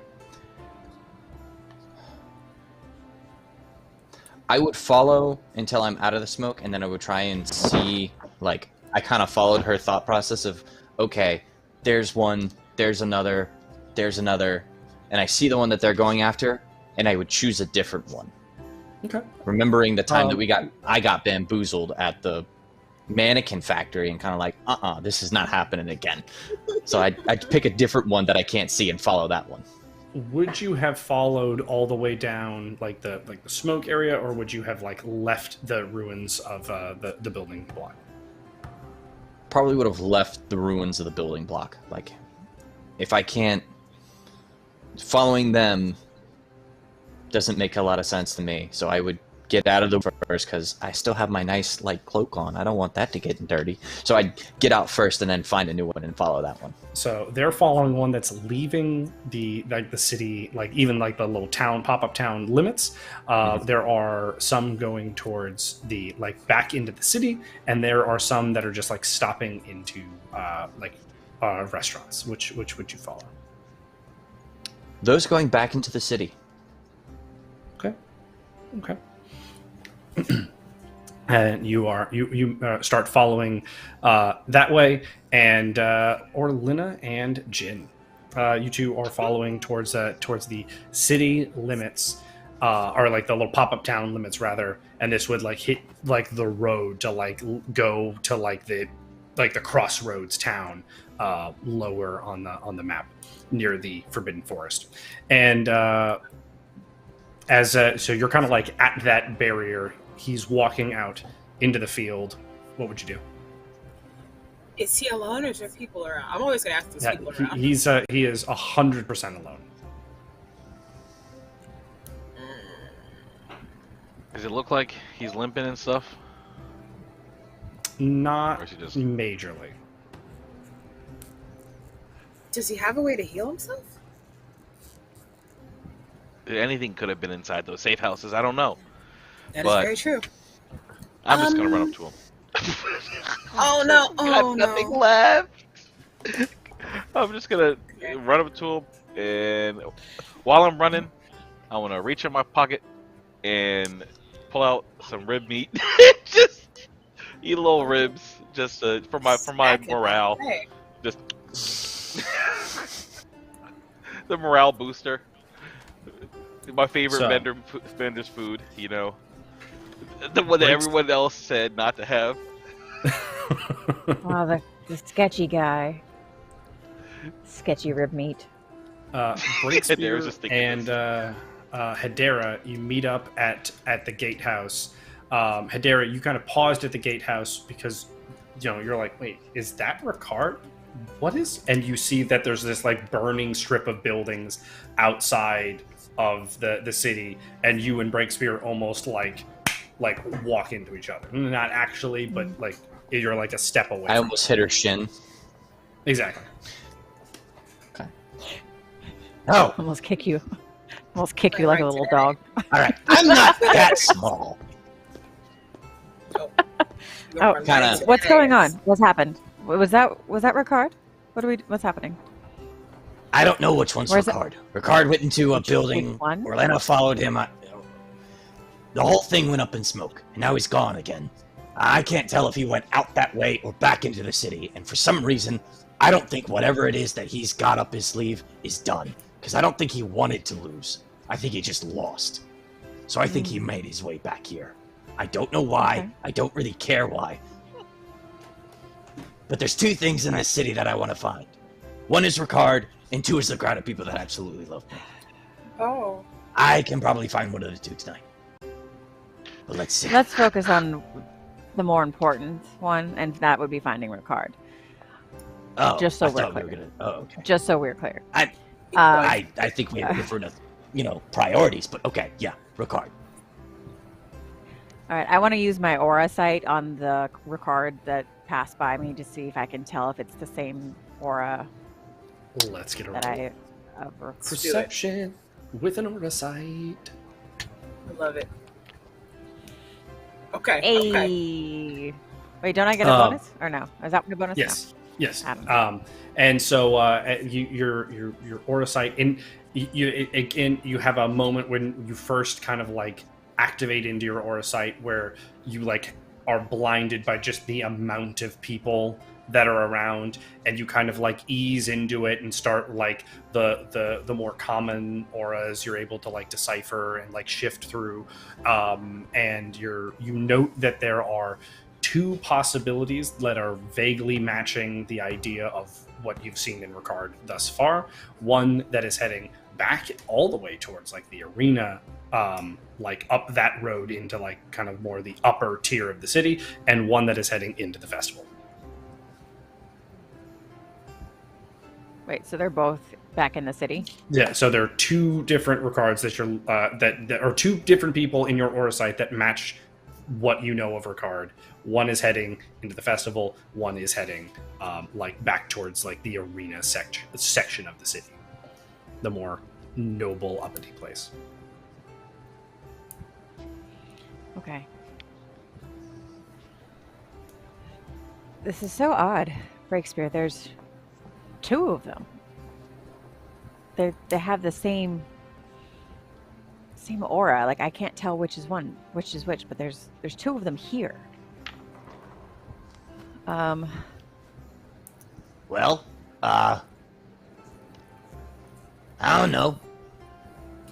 Just your gut? I mean, you don't have guts, but I mean, look, you're the one with the eye thingy or whatever it is that you do. Got a one that you think is better? I mean, let's see. Let's go towards the festival. If we go to the arena, you'll just run into your crowd of adoring fans, then we'll never find anything. So That's smart. That's smart. That's and not entirely true, but let's go. Orlenna, you see Jin just running out into the field towards the Ricard that you two are following. He pulls out meat. He's eating into it. He throws away just a spare bone. What would your action be in Well, I was gonna try to do something else, but if I see him running, I don't wanna hit him. Oh gosh. I don't even know. Okay, I can't do anything in that direction because I don't want to throw anything and hit him. I kind of need to make sure that there's nothing following us. Is that bad? Okay. Perception for checking your surroundings behind you. It feels like a trap. And now it does. I don't know. Hey. Okay. Nice. Very nice. You would note that as you look behind you, you scan the vicinity. It is the only thing that stands out to you is that it seems really quiet, seems very abandoned. But at the same time, you have been watching all of the flow of the crowd go into the city. So the biggest thing you notice is that there's not a soul in sight. But Jin, what are we doing as you run towards Ricard?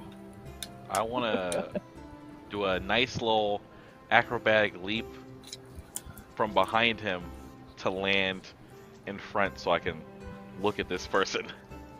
Let's do it. Acrobatic leap. Oh, you saw that nat 1. Your 2 dice saved you there, I think. No. Hey. You are able to jump and get in front of the person. You see them holding their lower left rib as you look at Ricard's face. He doesn't hesitate. He jumps at you with his left, like a punch from his left hand. I want to just counter. Oh god, if I hit this thing and it explodes, I'm gonna be so mad. I'm gonna just counter with the kick. Like, I'm just gonna spin and just try to kick him in his temple, basically. Like, spinning kick to this man's dome piece. Let's get a roll off.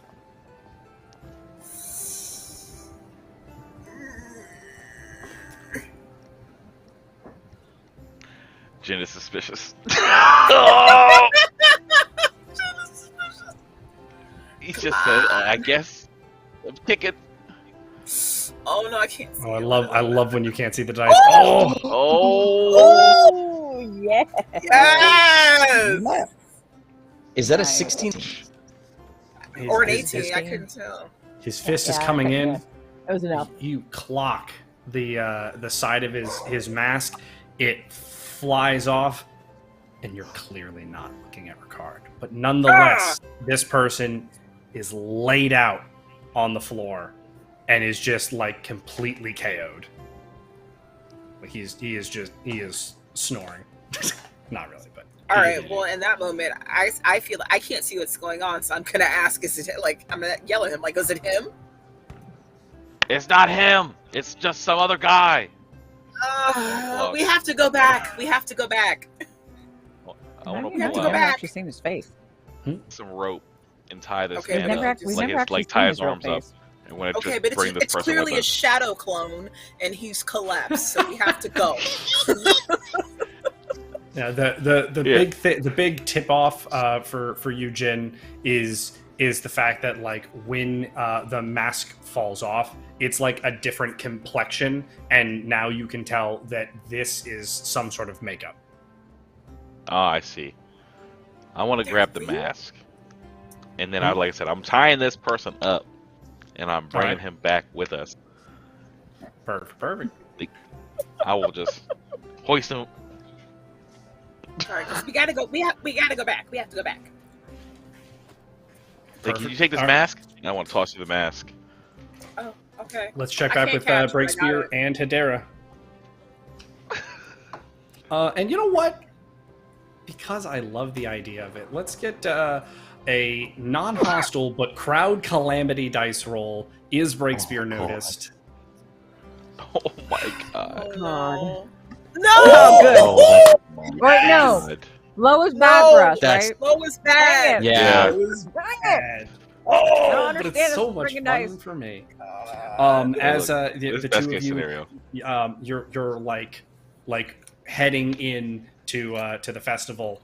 That's when all of a sudden it starts with just a little boy like, "It's Breakspear," and then people start going like, "Oh, is it Breakspear? Oh, it is Breakspear! Oh, Breakspear!" And then people start like coming out and like trying to high five Breakspear, and again, it all starts with like autographs and things like that. Hey, that's the throat. And you said there. We weren't gonna find anybody. I want to use intimidation. Again. On a child? Fuck them kids. On the crowd. There's all of them. Yeah. So the closest person to you would be a small 6-year-old boy that's like running up to Breakspear, doe-eyed, like, "Yay! Breakspear!" Breakspear! Oh my God, this We're the almost same was- size! Should have kept their distance. Shut up. And so you want to intimidate, you said? Yes, I do. Maybe Yes, the rest you- of the crowd will learn. Oh my God. Or we're about to That's get not- stoned. It does not take much to scare a child. And the child like stops frozen and like falls and slips on the ground. It is like trying to back away, and people are like, "Oh my, wait, what's that?" And then people are like, "Breakspear, why are you hanging out with her?" Bad influence. Dang. He's under She's my a charge. good He needs to get well friend, after the but fight. she's you all not need to leave the alone. greatest with people. Hi. And I try and He go needs up to to heal the kid after to his get him fight, back he and needs like to back dust off. him off. Oh, Yeah, we are getting two very the- different narratives from this. The Breakspear, the second you like grab the kid, they're like, I'm just not tough like you. No, you're not.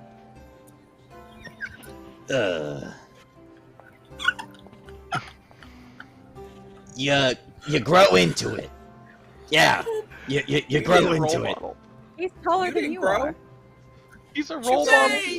And the kid just Oh my gives you God. is just hugging you like with the adornment of a family you've never had.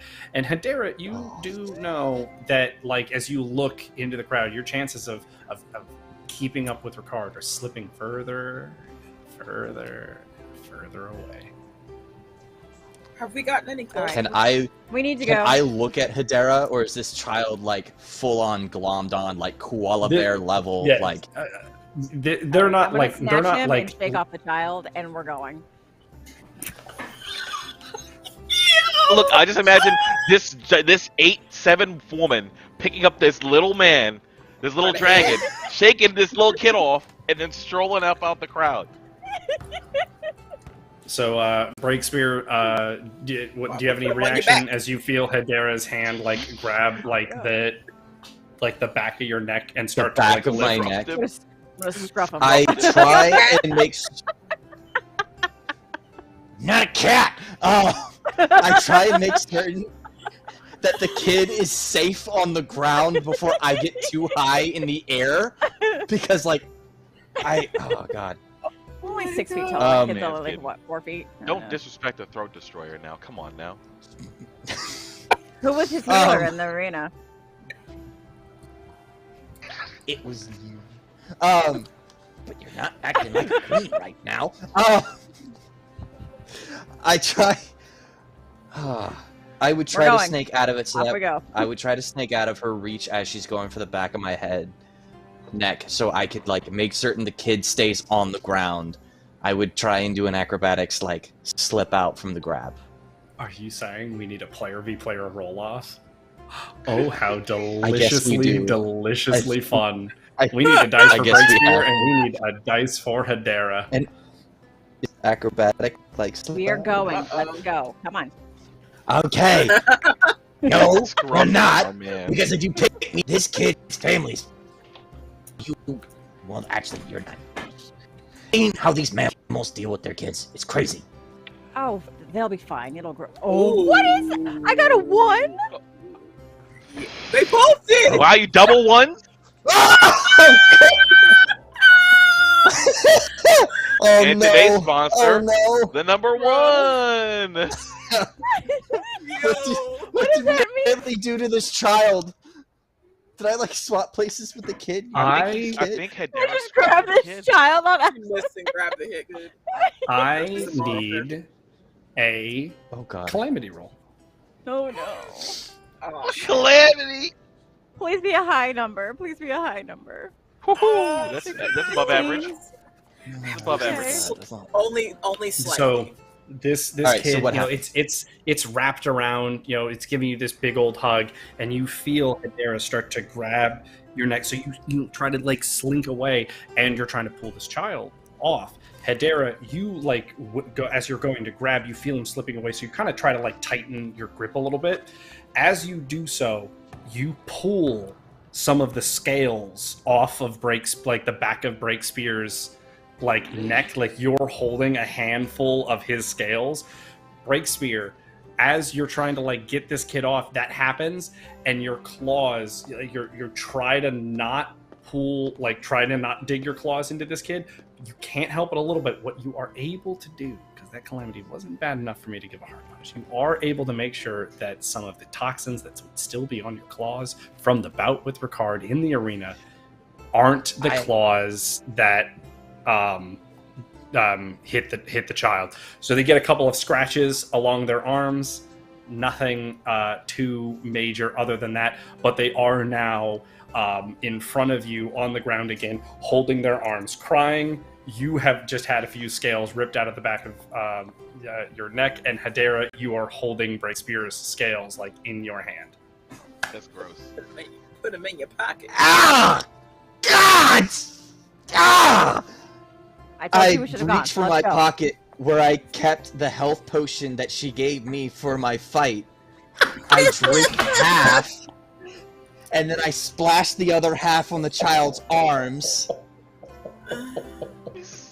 Topical potion time. Topical potion time. And it hopes that does something. While this is all happening, Orlenna and Jin, would you have gone into some of the eateries outside where you saw some of the Ricards going, or would you be pursuing into the city? I feel like I think we should find the others. I don't who knows? Honestly, who knows which one of these is the real one? I feel like we need to get back together. As I'm holding this dude over. But which way did they go? I guess go? over one shoulder. Just did we know which way they I went? don't know. That's the thing. I don't know if we know which way they went. I think we should just start walking back to town. For now. It's all we can do. Okay. Well, let's try to... I don't know. Faster than walking? Can you run back? With him on I'm jogging. Can you do that? Okay, let's go. I'm jogging. I'm going to eat another piece of meat while we're going. Okay. At this point, so the potion is applied over the arms of the child, and it does soothe it, they're not bleeding. The kid is clearly in a state of confusion. They were so excited to see Breakspear, then they were terrified by a giant plant lady, then Breakspear told them that it's okay and they'll grow and they'll get tough, and then so they gave Breakspear a hug, and then Hedera and Breakspear got into a slight altercation, then this child got their arms cut, and you could just see the kids just sitting there traumatized. For real. I kind of looked at the kid and was like, a good day. Where's your clutch? Where's your clutch? What do you think I'm trying? You stay over there. Watching you. To go. I'm an orphan.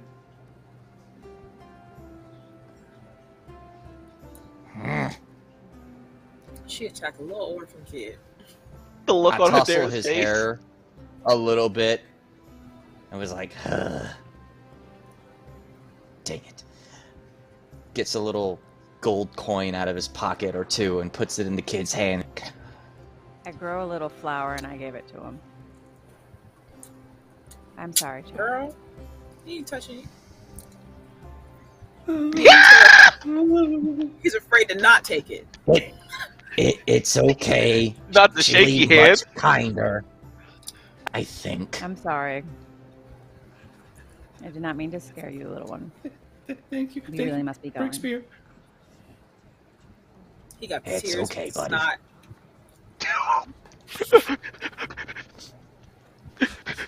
And the kid gets up and kind of rejoins the crowd and continues on their little path. He scarred that kid for life. Tried to beat What's wrong? Tried to beat their hero. Like, I get it. You grew up probably raised by wolves, but God, I raised the wolves. What are you talking about? I raised the wolves. I miss. Let's go. Let's get a get perception check to see if they can respot Ricard in the crowd. One for both of them. Hedera and Breakspear. Nope. This poor kid. Ricard's laughing at hero. Much to Hedera's immense unenjoyment, you look up. You even turn on your aura sight to see if you can find the individual again. That's my next question. And as you're looking into the crowd, you see no distinct auras. Great. We've lost them. Orlenna and Jin, as this is all happening within line of sight of the gatehouse, kind of going towards the festivity areas, you would see Hedera, as she is relatively easy to notice amongst a crowd. Did we see any of what happened? We'll walk up. The big thing you would note, the best you could say is that there's a murmuring crowd walking away from Breakspear and Hedera, and they're like, maybe we'll just talk to Breakspear at a different time. I don't know, man. This manager's intense. Just gonna walk over with this guy on my back. Just Hedera, Breakspear. What happened? What happened here? Damn, what happened to the back of your neck, Breakspear? God, what's up with that? Who is that? I don't want to talk about him. No, it's not. It's just They'll grow some back. other guy, That but potion will take a little bit, but they'll grow back. He had a. Who is that? That's what I want to know right now. Who is he? Is it He him? was dressed up like Ricard, and he was wearing his mask. I gave the mask to Orlenna, and I just beat him up a little bit, and then, I one hit him. Actually, I didn't have to do it too much. All right. What? We're gonna take him back, Couldn't have had that energy. and we're gonna find out little what he better. knows. But we're gonna do it my way. Because last time we did it your way, and then Jacob got away, and he's still here. We're doing it my way this time. We clear. All right, boss. And I want to pick Breakspear up and put him up on my other shoulder. Let's go. Okay, but last time you were more worried. Last time you were more worried about the crowd. Where are we taking this individual? We don't even know. We're back to the house.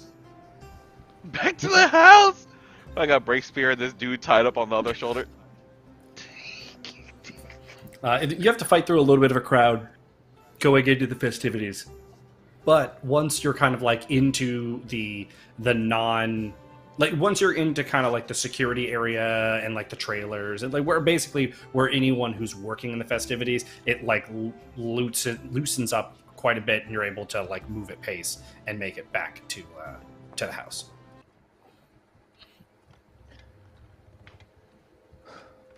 Did someone get the door? Take him to my room. That's when I hop down. Oh no! Don't and open the door. No! You can leave him right here. Don't put him back there. We don't. Mm-mm. What are you gonna do? I'm gonna ask to borrow something from you right now. I need 6 of your muffins, and I need to borrow your dagger. We're gonna leave him in the main area. That's fine. You're not gonna. You don't have to All make right, these muffins. This is work. Go ahead and Why do drag you him need 6 in. of them? We'll One of them should Carry be in buy there. them. Because he's. I Gonna will try- buy them Look, from you. I will give you 2 gold coins a pop right now. You clearly can't even afford my muffins. The person on your So shoulder starts to dramatic, is Breakspear. starting to stir a little bit, He clearly wants him because he's going to try to hurt him, and then heal him, and hurt him, and then heal him. We're not doing this. Mm, I'm gonna put them yeah. Fine, on then a we're chair gonna or do this, and you can either find out the graciousness to either heal him on your own or let me do it. As soon as is the guy awake? He's What's tied up. He can't move. what's going on? Great, you're awake. I instantly take my hand and I dig my claws into this man's kneecap. It is a undefended roll, so let's see it. We're going to get nowhere. I have advantage on undefended rolls, correct? Yes, you do. Oh my god! He immediately is just like,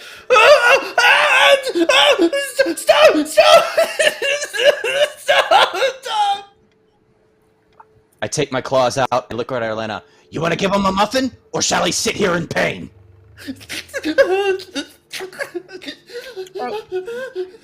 I think I have other things I need to do, and I'm gonna leave.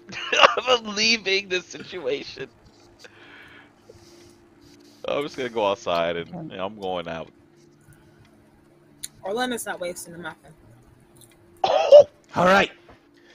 I look at him. You better beg her or the other one to ask for help, or you're gonna tell me the truth of what I want to know. You're not gonna have too many options. Ask me a question. Where is Ricard?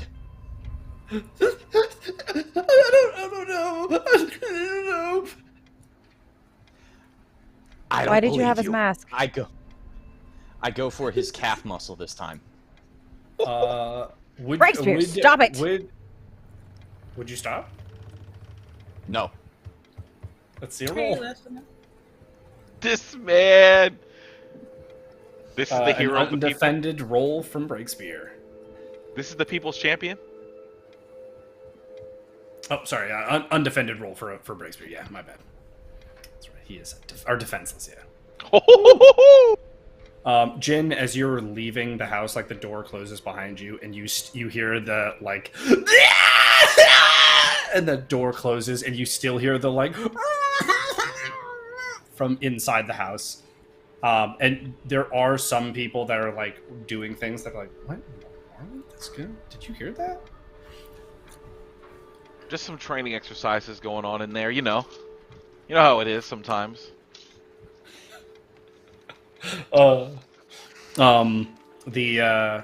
Back inside, the person you tear into their calf, and they're just looking at it. They're like, I don't even remember what you asked. What did you ask?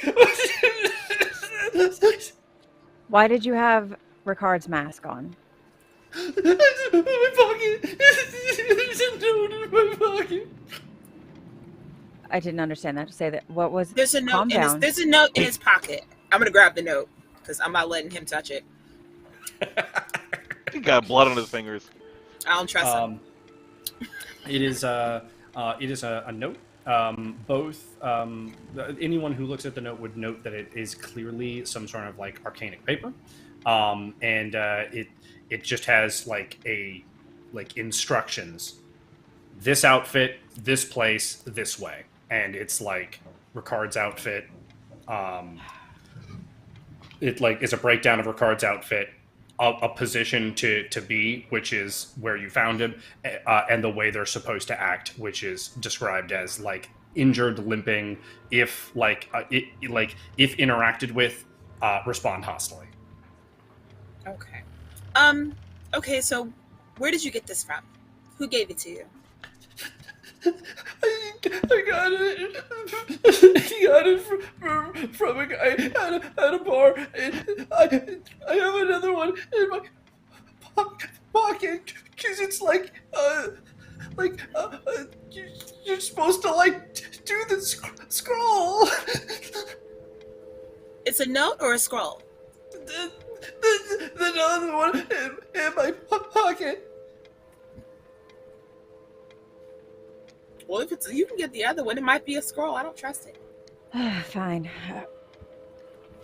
I search his pockets and I grab the other. You find a whole bunch of these things. Some of them are like, clown, this place, Timmy's birthday party. Here, do the. It's just like tons of these like little one-off, you would like job gig kind of things, and then a scroll with it tracks like a payment ledger. He's an Where did you get for this? hire. Yeah. Where did I get what? Probably doesn't even know who he is. He just hired him. Yeah. He's just doing it for Where money. did you get all of this? It's very common at the Bard school. Bard school? He's a bard. Great. I slowly pull out my nails out of his leg. I look at both. I give the guy a potion to heal him. His arms are still bound from Jin. I force feed it. Drink this. I then take his head in mine and be like, hey. Damn! Headbutt him to try and knock him out. Defenseless roll, let's see it. God. And with the dragon dome. He's like, Well, I hope he didn't know anything else. I believed him. I then cut him out of the restraints and kind of open the door and be like, Hey, Jin. I need your help. He's gonna throw him outside.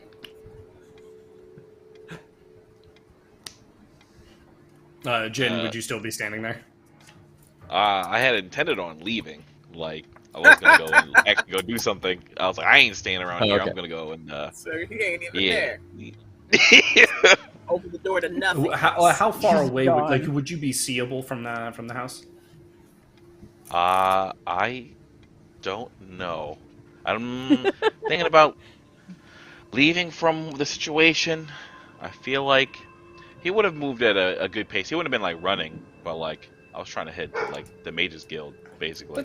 Let's get a miscellaneous roll. Just roll my dice on a d20. The higher it is, the more likely you are to have been spotted by the party. At this point, Breakspear, like you open the door, you're like, hey, shit! And you're looking, and you spot him, but he's like leaving this area. You'd have to like chase after him to get his attention. Like he's out of shouting range. Nah, whatever. I go back inside, and I kind of just hike this guy up on back. I know that's not very high off the ground, and then just kind of walk out through the door, not even acknowledging Orlenna or Hedera, and just kind of hoist him up and carry him out. It's like watching an ant carry like 3 Yeah, times like its it's got its food. It's just, Yeah. it's impressive little Orlenna, creatures. Hedera, would you do anything, strength. or would you? Nope. He did this. Let him do it. Perfect. He can ask for help if he wants to. I ain't Jin. Jin, you said you're heading towards the Mages Guild. Yeah. Perfect. Breakspear, where are you taking this individual? I am going to take him, and I'm going to be like, This guy's had way too much to drink. Anybody know where he lives? Anybody recognize him? and just kind of like leave him like in an open area to kind of wake up and kind of wonder about what the heck just happened. Breakspear, what are you doing? Perfect. And let's do a while that's happening. Jin, you make it to the Mages Guild. All right. And you know what? Let's sidebar. Yeah, Jin, you're off alone. You're by yourself, buddy. Yeah. Oh. Hey. You would note that there's a lot of like King's Guard at the Mages Guild. Okay, well, I'm going to try to head inside. I'm just trying to find someone that I could talk to about trying to contact my master back at the Hollow. Jin, isn't it? As you get to the door. Yes, that's me. You fought in the arenas. A rather brutal fighter. Not something we see from the Hermit's Hollow too often. Yeah, I guess that sounds like what everyone's saying. Yeah, I was. Am I able to go inside? Oh, of course you're welcome inside. Please follow me. What brings you to the Mages Guild today? As you walk in, you do note, like, while you didn't walk around the Mages Guild before, it's a lot less homely. It's very organized. It's still cluttered because they're mages, but you would note there's a more like everything has a place feel to it than it did before. Okay. Well, I need to contact my master back at the Hollow, and last time I contacted him, we sent him some messages, but I need to use something quicker and more secure, hopefully, if that's possible. So you need to speak to Angwin. I'm not sure if he's available. Let's get a miscellaneous dice roll to see if he's here. Not in the PC's voice, the NPC's voice.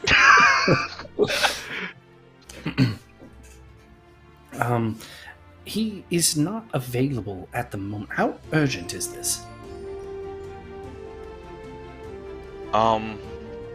Well, it's of great personal urgency.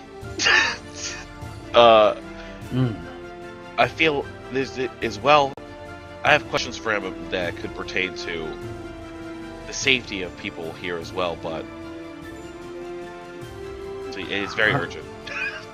I'm afraid within my own means, the closest I could do is what I imagine has been done for you before is arcane messaging.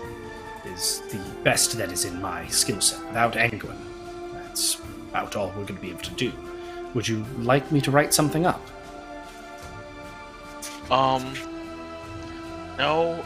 Do you know how long it'll be before Angwin will be available?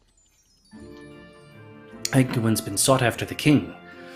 Or sought after by the king, I should say. And so, I do not know when he will be free, as that will be a priority on his hands for quite some time. That makes a lot of sense, you know? Is there any way I could leave a message for him? I could leave a message for Angwin. Sure. What would you like it to say?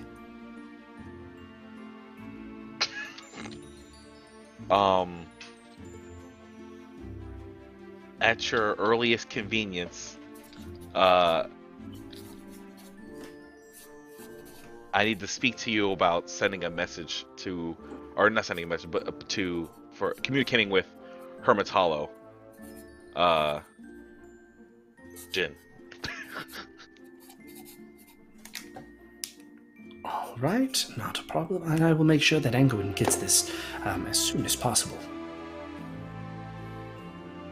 Thank you so much. Is there anything else that I can help you within my own means today, Jin? I think that's going to be everything that I thought about doing here. Thank you so much for your help. Of course. And he walks you back to the door. As you leave, you're so close to the arena, and there is a group of like kids, and they're playing with like what looks like a little straw like toy, but it's like a person size to them, and they're like whirling it around and then bringing it up and bringing it down on their knee, and they're like, "That's right, I'm Jin, breaker of bodies, crusher of heroes. Nuh-uh, you can't be Jin, I'm Jin." And they're like pushing each other and fighting dirty.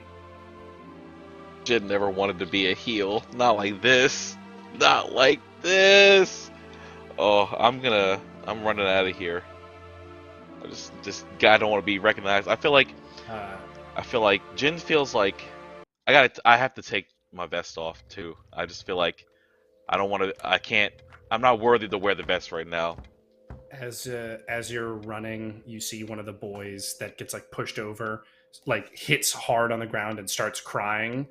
And the kid that's standing is standing above him going like, "See, you can't be Jin, you're crying, you're Desmond," and then like kicks like dirt at the kid, and like the kids are all like around him going, "Desmond, Desmond."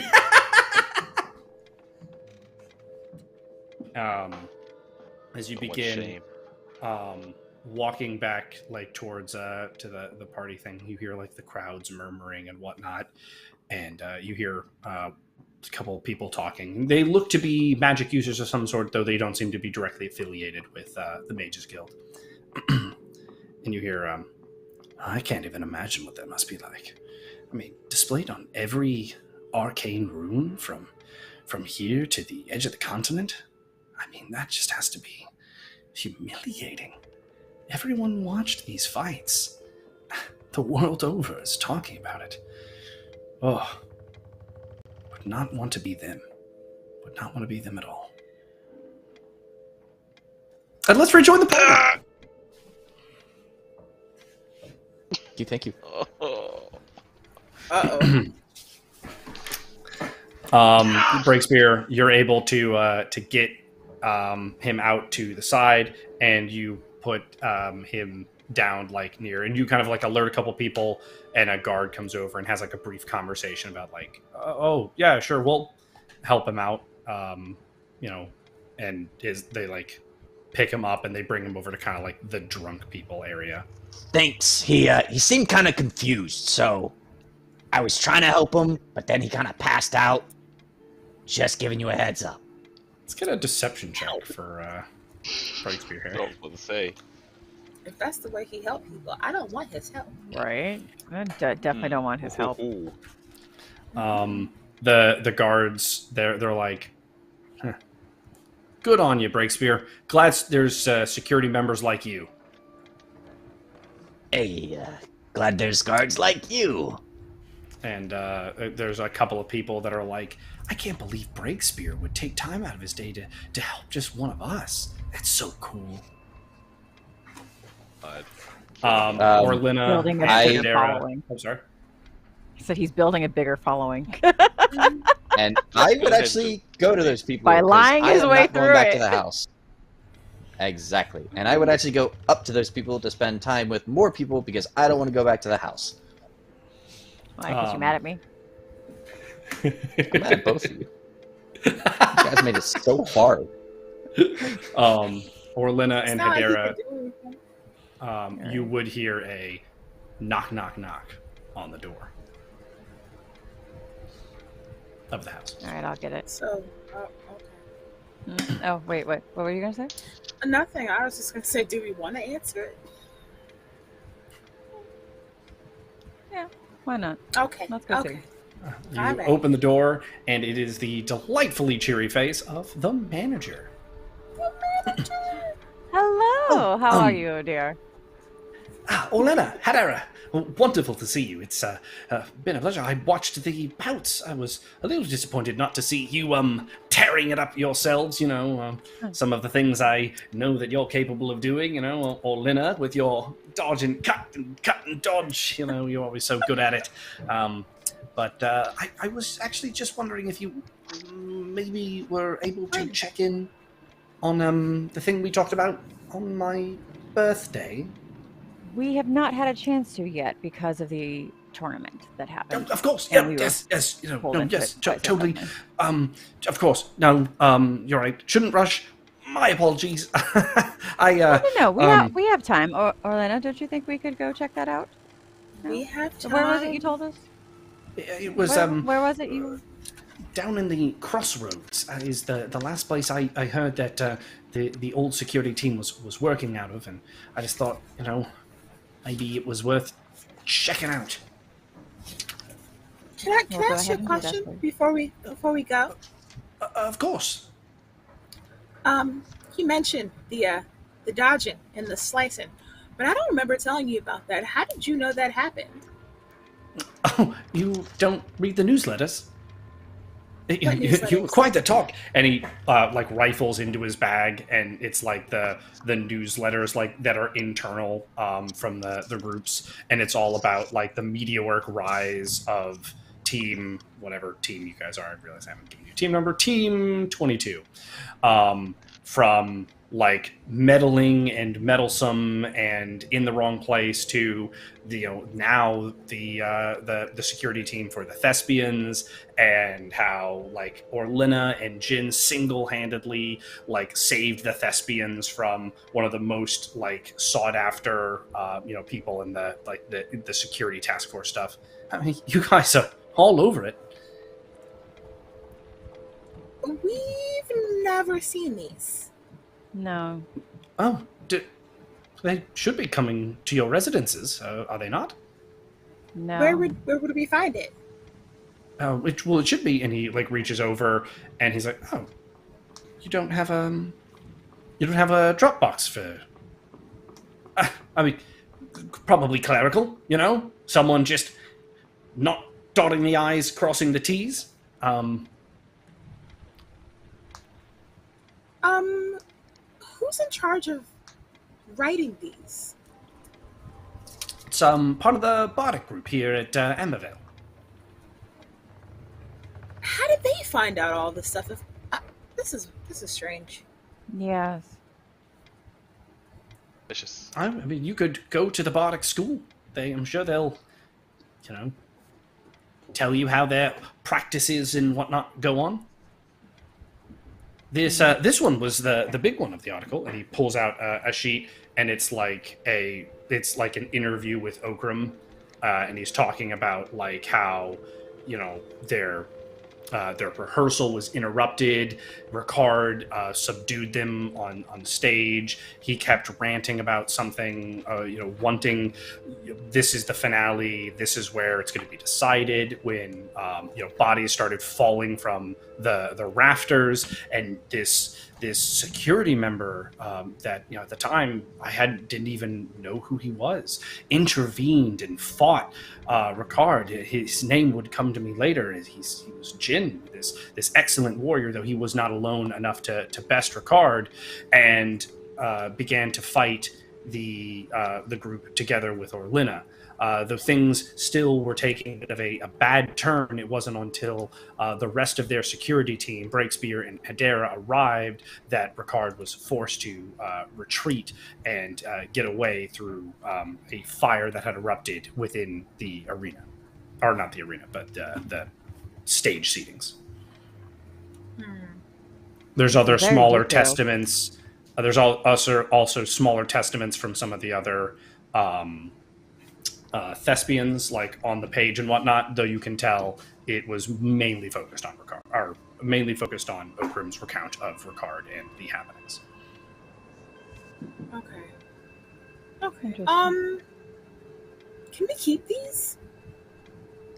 Yeah, absolutely. Awesome. Let's see here. And he rifles through his bag and starts just kind of like pulling it out. And you would note, like, both of you, as like you're like can see into his bag, his bag would be the equivalent of like a crazy person's board in one of those like murder investigation shows, where it's like piles, there's things stapled together, there's like all of these like chaotic thoughts and ideas and like scraps, notes of paper and things like that, as he's pulling them out and hands you all of the newsletters since the festivities, like basically since the first edition of the festivities at Ambervale. Well, thank you. Are you doing all right? Well, currently speaking, no job, but you know how they say, you have to have a door closed for a door to open, or something like that. You'll find something, I believe. You're very much equipped. Anyway, I won't interrupt your... Sorry, Orlenna? No, I was just going to say, is there something else you needed, or you just wanted to ask us about that thing? I was just asking about that because, well, you see, I can't talk here. Perhaps you could meet me at my birthday party spot, maybe a couple of days. I just... and he kind of shifts a little uncomfortably. Yes, we'll meet you. Thank you. I really do appreciate it. Yeah, I miss you both. We miss you as well. And he begins to head off. So that was strange. Incredibly strange. All right, do you I want guess. to head out to the crossroads? Do you want to grab one of them, or what do you want to do?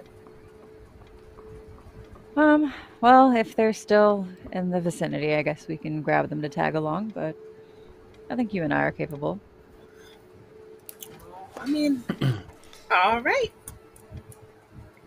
At this point, Jin, you would bump into Breakspear. Breakspear is just living the best celeb life. People are like, yeah, Breakspear! You know, they're like crushing tomatoes and rubbing it on their throat, like, ah! And he's taken like silly like image captures with them where he's like pretending to like rip out their throat and stuff, and people are just absolutely loving it. What would you do walking up to this?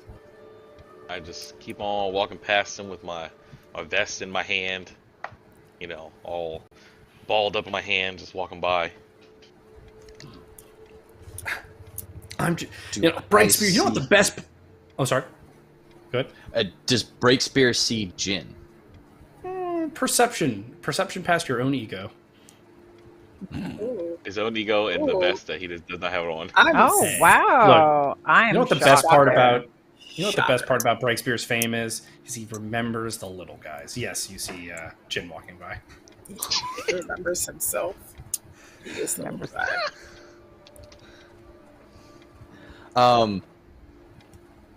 I call out to Jin. Jin, where you been? Get over here, you big old hunk of meat-eating man thing. I'm jogging away. From his, is that really Jin the body breaker? I knew this was coming. I'm out. I'm out of here. Jin does not like crowds. Wow. Jin, let's say Jin the Masterful. How about that instead of Body Breaker? You're right. Jin the Masterful Body Breaker. He did it with such ease. God. I made this He's worse. going to be traumatized forever for that. I'm going. He does not want to hear about that. I'm going back. Maybe it's best to leave him alone. You know what the best part about this whole arena was, though? It was the fact that you got to do this all on all the arcane networks. Ankwin was broadcasting this basically everywhere. These fights were seen by everyone. I wouldn't be surprised if people know the name Breakspear, the land over. Oh dear. Orlenna, Hedera, you both run into Jin as he's like running and he's got his like vest in hand. Where are you going? What are you doing? I don't know. I was just thinking, after all this stuff, we don't know where Ricard went.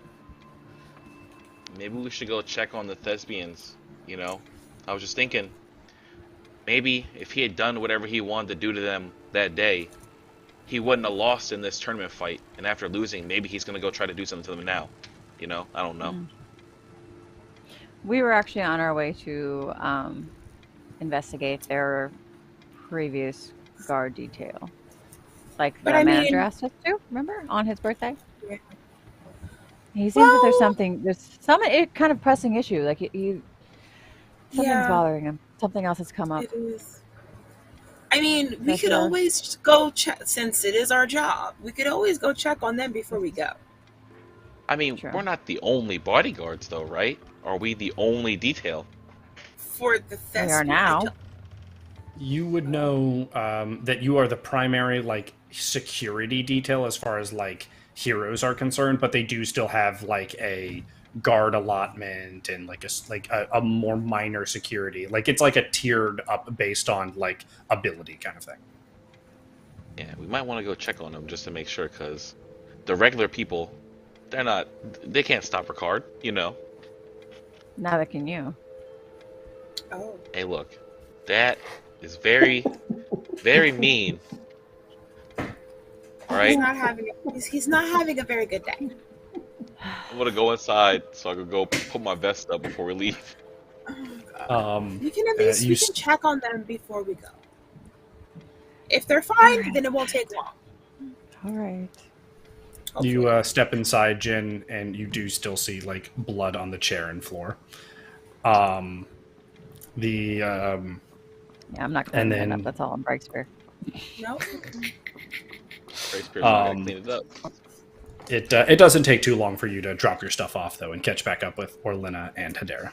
Breakspear, are you still hanging out with your adoring fans? Of course. Breakspear's actually a little shaken. The idea that it has been sent around the world sends a little bit of a shiver up his spine. He is there, but very active.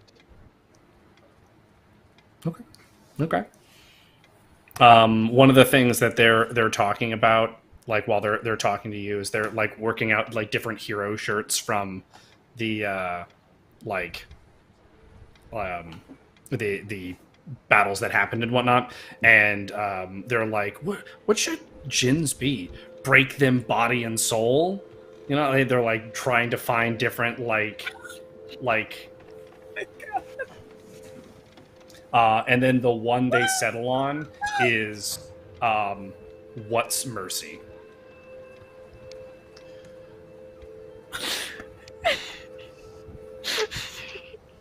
If I could go lower, I would. Oh no. Breakspear's a little in his head to object. He knows that he should. He just can't. Like, I can't think of a better thing. Why not break them entirely?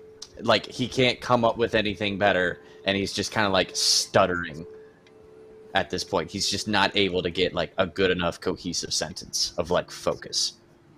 Okay. The rest of you, as you continue over to the Thespians area, you would note an extremely high presence of the Kingsguard. Okay, good. They're fine. Let us go. Well, let's see what's going on first, I think. You know? They may be here not necessarily to protect them, but maybe for a battery. Unless the king is here. Is the king here? As you get closer, they are cordoning off an area for tonight's show. And you do see both Neophytos and Aegis like walking through like all of the like the crowd area, doing like a pre-show search basically. Oh. And they're setting up like an area for like the king to sit, and there's like a chair for Anguin and things like that. And you hear the familiar sound of Bash's voice. There you are. So, tonight, we're basically not going to need you to the show. We're not going to need you for crowd stuff, as you can see. Kingsguard will take that. So we're just going to have you work the front stage area. Is that good with you? Fantastic. Sounds great. We just wanted to check in. You just wanted to check in. I guess we'll see you tonight. Perfect. All right. All right, so we're heading away. We're leaving. What was that? What? Just because I didn't expect that we had work, so then we go in and just like, oh, y'all actually had stuff to do, and I was just like, oh, I thought we were off today. No, you had to work actually. What time is the festival has started. That means our job started. Yeah. What time is the show? You would know you have about 4.5 hours ish to plenty of time. The show. Okay. Yeah. That's plenty of time. Okay, so question. The crossroads. Do we pass anything that we know of on the way there that we already know? You would pass the bar that's in the pop-up town. So it's like Ambervale, pop-up town, road, crossroads. Okay. What time is it now? 4.5 hours before showtime. We'll say showtime is a prime time show, so it is at 8 o'clock. So it is 3:30 p.m. Okay, so we're headed towards the crossroads. We're headed towards the crossroads, right? Yeah. Yes. Okay. I got nothing right now. All right. Can I stop by and ask the bartender a question? Of course. On your way out of the town, though, you do see Breakspear. And he's a little less enthused, but he is still interacting with the crowd around him. I'll do it. It's fine. So I don't think he wants to speak to me yet. So, are you coming or what? What? That means he's not coming. All right, let's go. all right. Orlenna and Hedera begin to walk past Breakspear. Breakspear? Let's go, people's champ. Oh, Jin, what do you think of this shirt? And they hold up the What's Mercy shirt. Oh, God. He's so depressed, yo. You can't do this to him. Jin, come on. Let's go. Let's go. All right, let's pick it up. Okay, just... I can't say anything. Just gonna the party is walking out of the city. Breakspear, what would you do? God.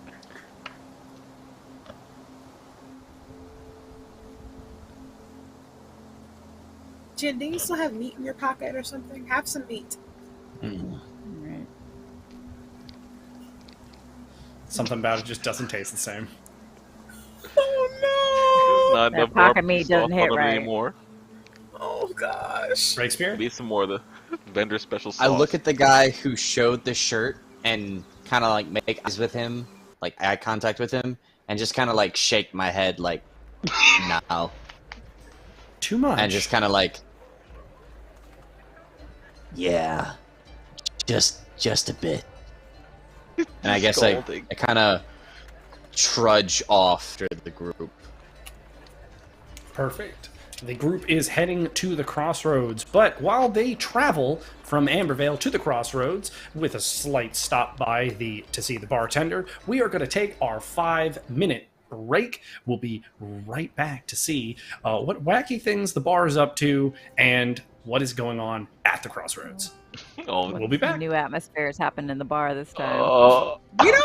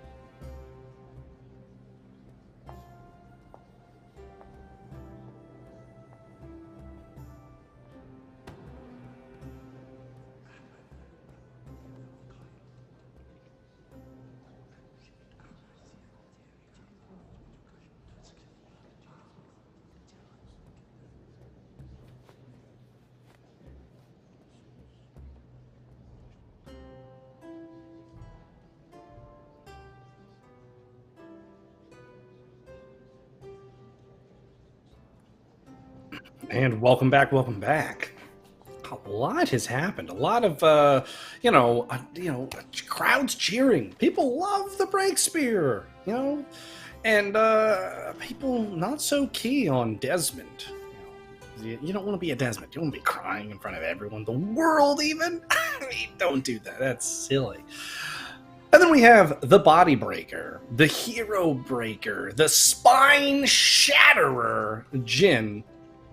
And this echoing throughout the city with the new catchphrase, "What's mercy?" The crowd was a detriment to the group, though, not able to find Ricard as he eluded them through crowds, and some interesting things happened at some of those sidebars. So, woo! But now the party heads off to the crossroads, but with a quick stop by everyone's favorite pop-up bar. So let's see what's going on there. Okay, I'm gonna just let y'all know right now. I'm gonna stay right here with Frank. All right, while y'all go inside. Hi, Frank. How's the fertilizer treating you? Good, except for the daisies. They itch. Oh. Aw, it's okay. It's my boy. You'll get used to them, Frank. You're looking well, though. Good to see you. Thanks. Going on into the bar. Yeah, pretty much. Yeah. Just like before, the door opens. They let you in. They close it. And Jin, you are not coming in, correct? Yeah, I'm staying right here with Frank. I don't want to talk to that bartender at all. The door locks. The inner door opens, and anyone who is going in is able to enter. Still a vampire bar, I see. Yes. Hey guys, how we doing? Hey, hello, friend. Because I don't think you've ever told us your name. What is your name? Oh, just call me the bartender. That's what I like to hear. Anyway, barkeep, if you're cool. And I think you guys are pretty cool. All right, barkeep. All right, barkeep it is. I have a question. Last time I was here, you told me to come back in the afternoon to ask about some things. Yes. So basically, it's just. Okay. And he's like gesturing you to get like really close. All right. Well, I guess I'm getting up close and personal with the bartender here. He gets to the point where like you can feel the percussion of his lips on your ear as he's like. Ew. Okay, so what you're gonna need to do is there's this church, right? It's in the city. It's called the Church of Wanting. Alright. So all you've gotta do is go to this one little confessional, and you gotta let the guy know that you don't know what you're wanting for, but your want is extreme. Okay? That's it. You just tell them that. And they'll kind of know what you're talking about. So it's like a kind of cool thing. Only the cool kids know. And that's why I do. So yeah. Wait. Which confession? Oh, and he takes a little map, and again he's still like really super close to you while he's doing this. But he holds like a page just like up to your face, and he's like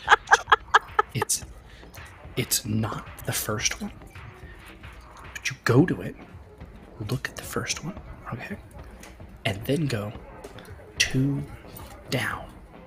It's gonna be the third one, but always stop at the first one first. Okay. Okay. By the way, you smell like muffins. Thank you. I try. Can I just say I didn't know we were going to be getting quality ASMR today? Oh my god. High quality ASMR. See, I don't know what I'm wanting, but it's extreme. One more time. Yeah. So it's. I am wanting. I don't know what I want, but my want is extreme. Okay. I think I got it.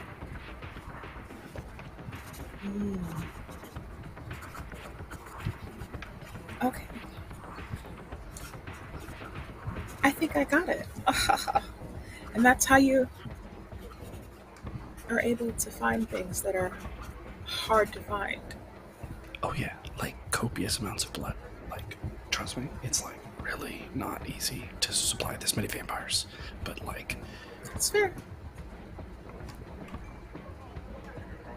Okay.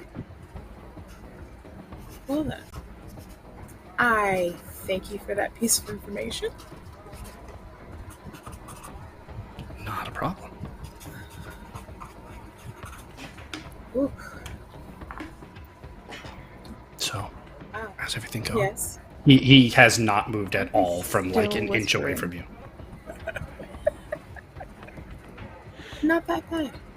Cool. It's eventful. It's been eventful. Nice.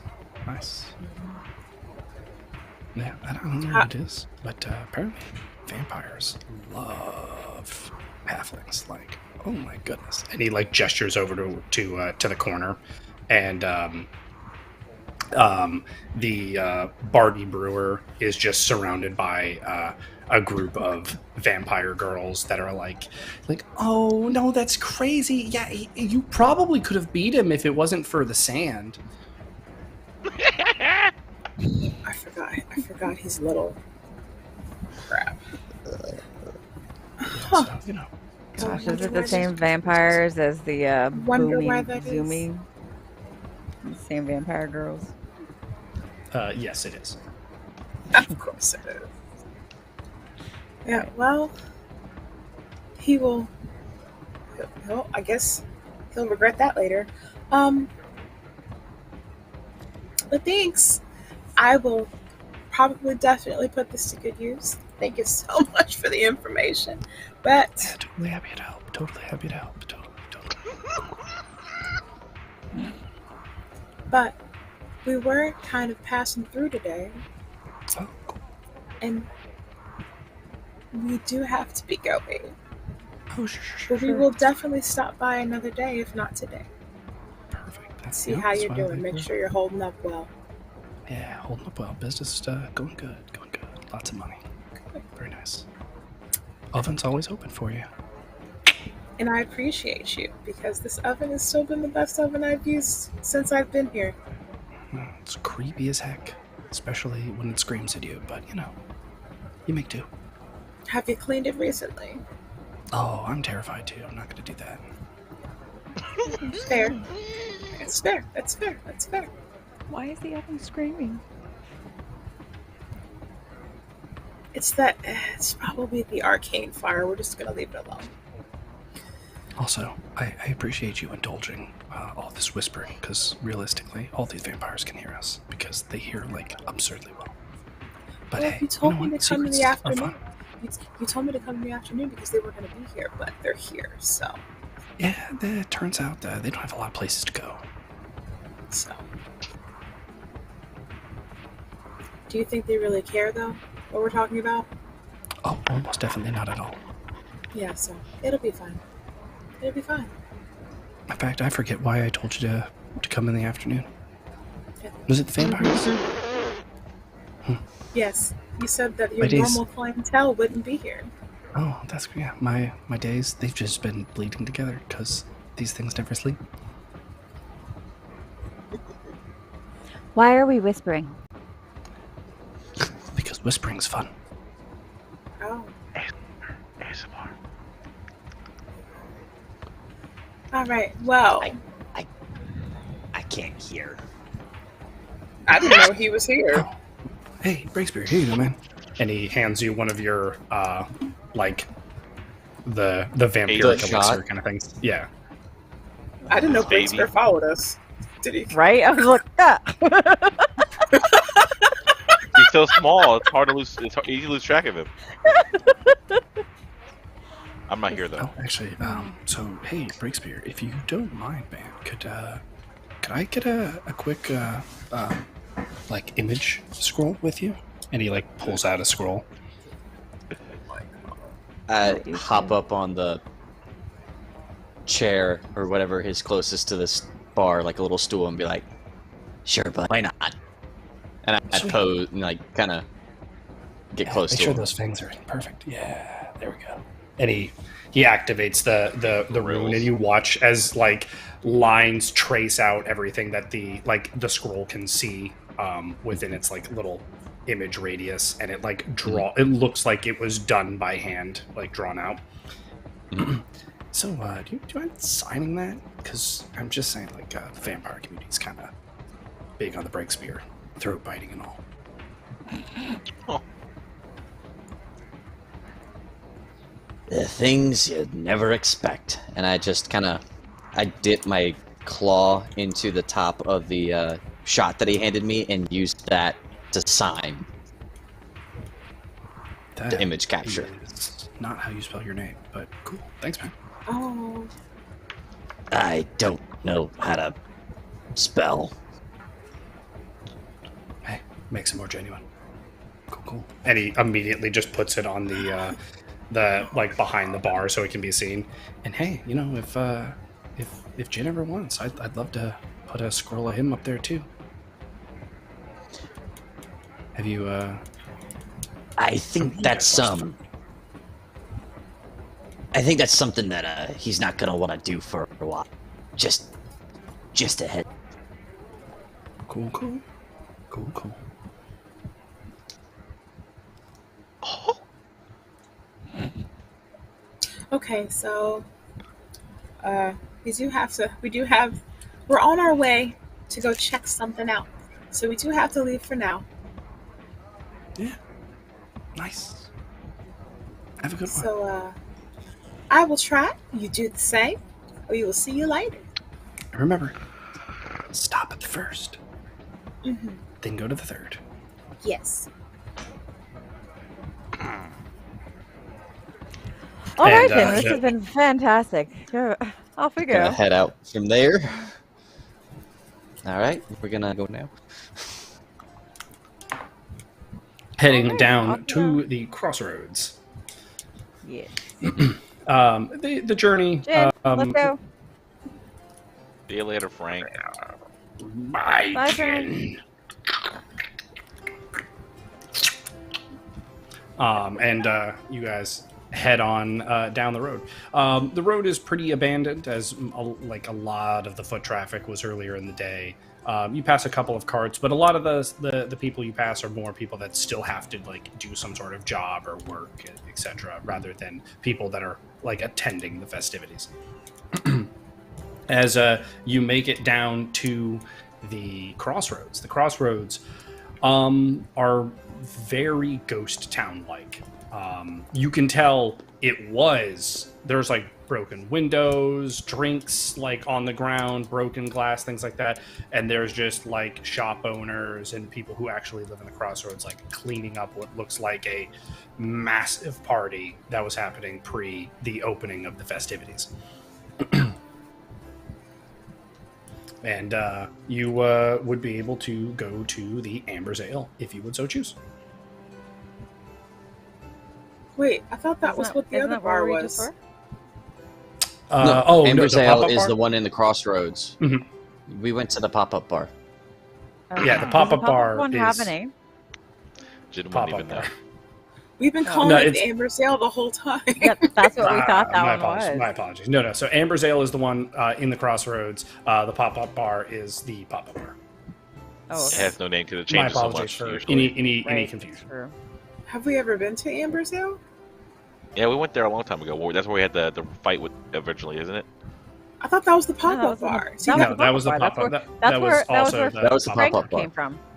That's where the tree. See, that's why he's confused because we called it Amber's Ale. So I'm like, my apologies for any confusion, but just to set it straight, because everyone would be aware of this, like character-wise, no one would be confused. Amber's Ale is the bar that is down in the crossroads that you heard about at the manager's birthday party. The pop-up bar is the one that like the first session fight happened at, the treeing, all of that kind of stuff, and then where you guys have just left from. Any confusion about the names about that, I do apologize for. The treeing. The treeing. All right. Well, somebody got. I guess we got to go to this new tree. bar. Let's check out the Amber Zone then. There's nothing. Everything else looks abandoned. We're going here to talk to Dawn and Russ. That was their names, right? So Orlenna and Jin, both of you have been to Amber's Ale before. It was in our prelude to session 1 in one of the one-shots. So that might be where some of that confusion has happened with us. But as you head over to that bar, you open up the door has a little bell on it that dings, and immediately this gentleman comes up to you who fits the description of one of the security details that you've got the vague idea of, and he's like oh hey, welcome to the Amber's Ale. Is there anything that I can get for you? My, Hedera. Always a pleasure to see you. What? I don't quite remember you. I'm sorry. Where have we met? No. You've never met me. I'm just a fan. Anything that's beautiful in this world, I'm aware of. Dang. Oh. So what am I? I appreciate your flattery. Thank you. Anyway, are we here for a table? We have questions, actually. You were once part of the guard for the thespians at the festival, correct? You have got to be kidding me. Dawn, they want to talk to you. And he, kind of walks off into the back of the bar in a huff. Oh, hey. How we doing? Drinks. We all look like we drink. I bet this guy drinks. Look at him.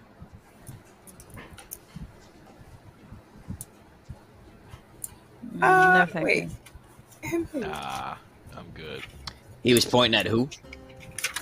He points at Breakspear.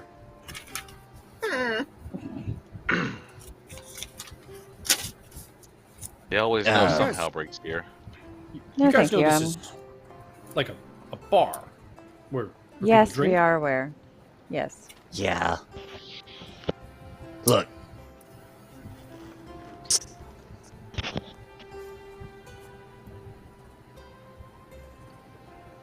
Get me a drink. I'll beg okay. for it.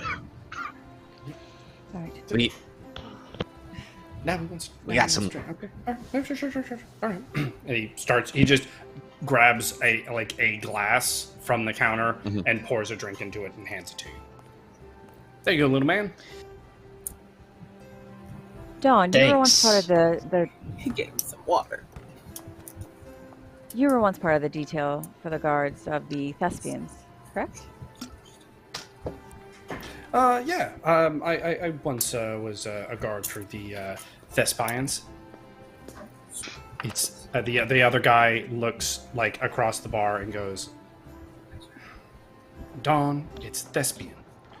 And he looks back at him and goes, I've heard both ways. Yeah. Why exactly did you all leave the detail? He looks back over to the other individual and goes, leave? We didn't leave. We were fired. Yeah. Well, I prefer forcefully unemployed, says the original of the two, or the one you were immediately talking to. when we first walked in. No, the one that just served Breakspear the drink. Gotcha. Did you... I know that this is a weird question, but did you know Boomy Zoomy all that well? Yeah. He worked on that Zooms? detail. Yeah. We had worked with Zoomy for a while.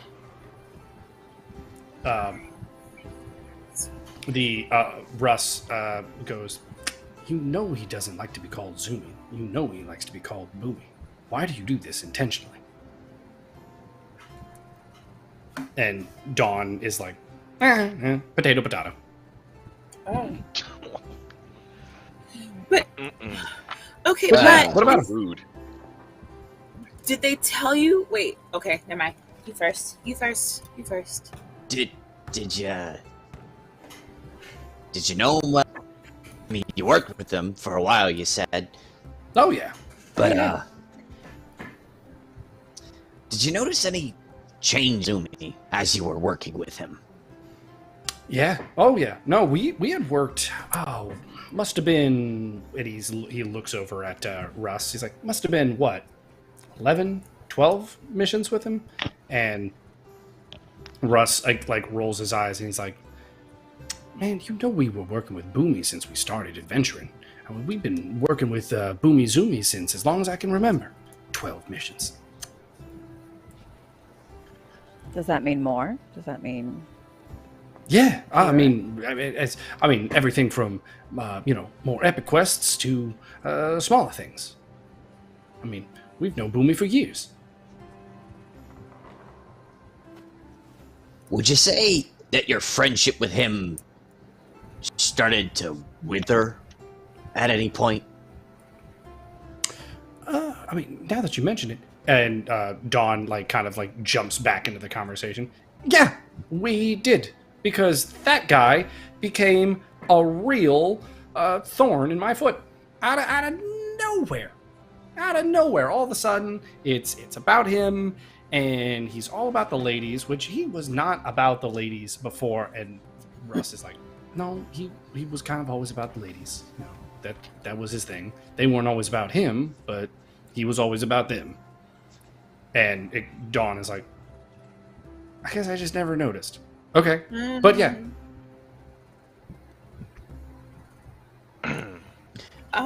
Did Boomy?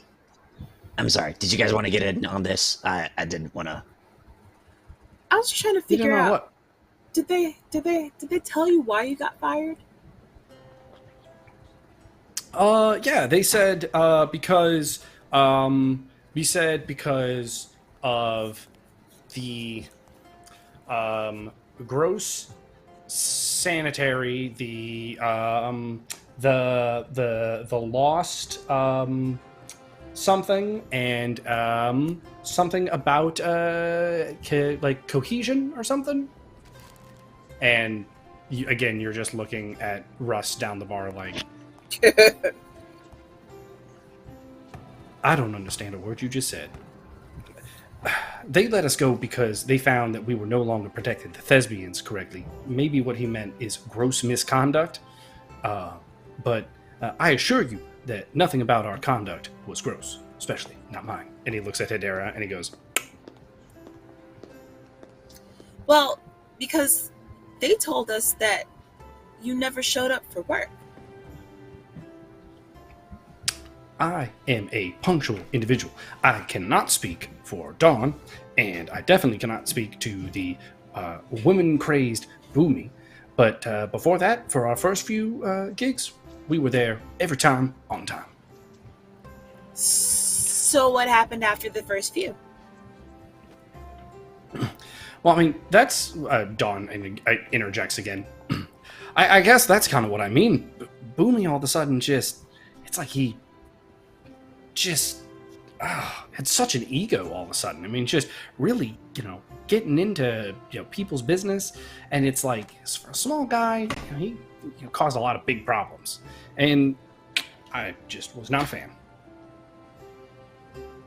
What kind of problems? Oh, he was late. He always had the wrong potions. He kept making it sound like he would prep things for us, and then all of a sudden it just wasn't prepped. His alchemy is just all over the place. So, what about the day that Ricard tried to attack the thespians? Well, why weren't y'all there that day?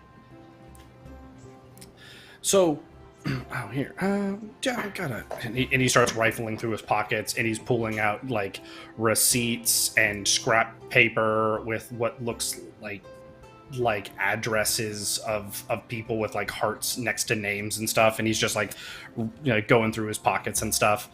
And Russ comes over and goes, I think he's looking for this. And he reaches under the bar and pulls out like a little like book kind of thing. And he goes through and he opens the bindings, pulls it out, grabs it, and then hands it over to you. And it's a security threat form, which like while you never dealt with like the paper side of it, you would recognize it from something that was on the manager's clipboard, like when he would like talk to you about things that you were going to do. It's like filled out in the same framework. And it basically is calling for them to be in a different location. I'm going to hand this to Hedera.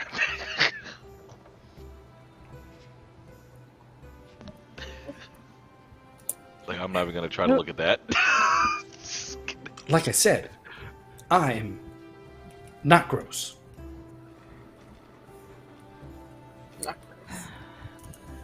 Where did you get the security threat form? Well, when we worked with thespians, we never really had a manager. Yeah, what was that about? Dawn jumps in again. I felt like we just kind of had to try to figure things out for ourselves. Like, I mean, wait, who do you guys talk to right now? We don't have a manager, right? We don't have one now. No. Or no? Didn't our previous manager get the one person, the guy we didn't like? Didn't he get promoted to be? No. No. The only person we've talked to is Okra. Is Renyard, Jay Adams. He was our manager. He was the old manager. But he's our old manager now. Yeah. We don't currently have one. He's the manager. He was the manager of the festival guard. But yeah, this was dropped off at our domicile, and he spits out the address, which you would know is currently your domicile. And so, you know, we just figured, hey, piece of paper, our names, our team, go there. Did you find it strange that the thespians weren't in that location when you went there? I mean, kind of, but that whole group is aloof. Difficult to deal with. Big egos, you know. And Russ interjects again. He's mad because Violet didn't like him very much.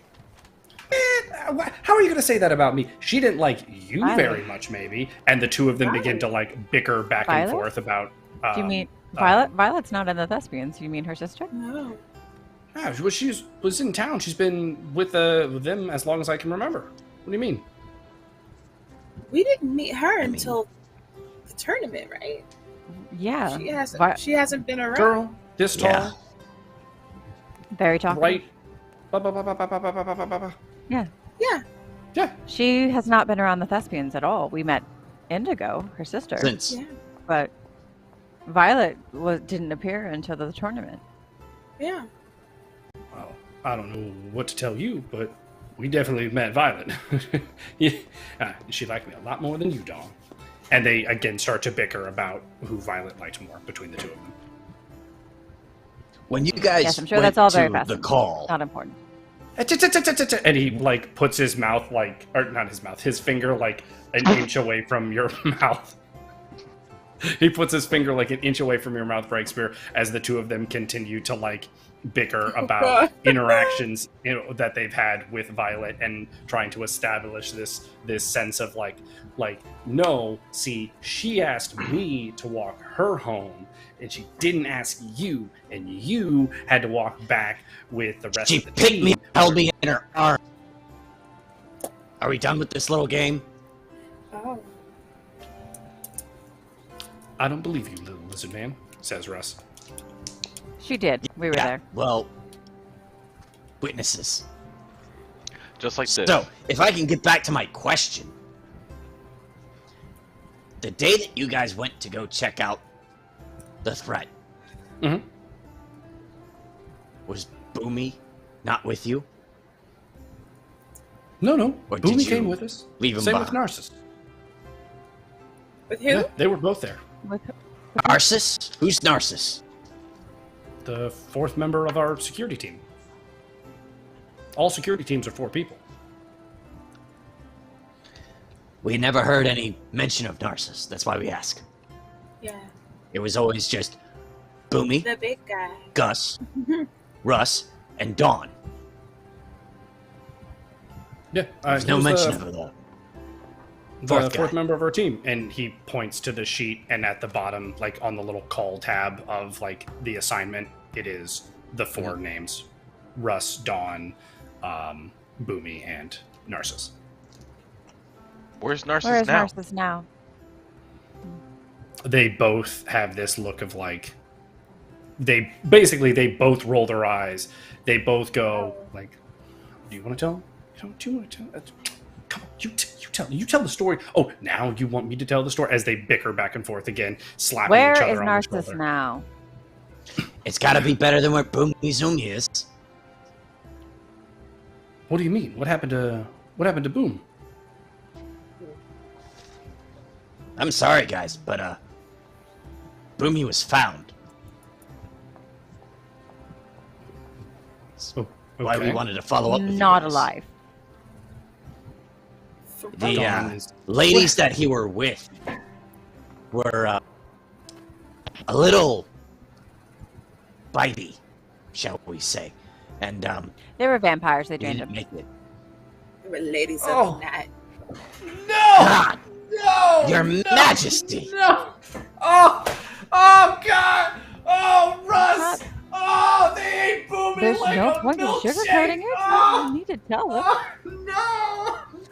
Yeah, They but we picked can him up find like a better lollipop ways. And they ate him to his core, Russ! Oh!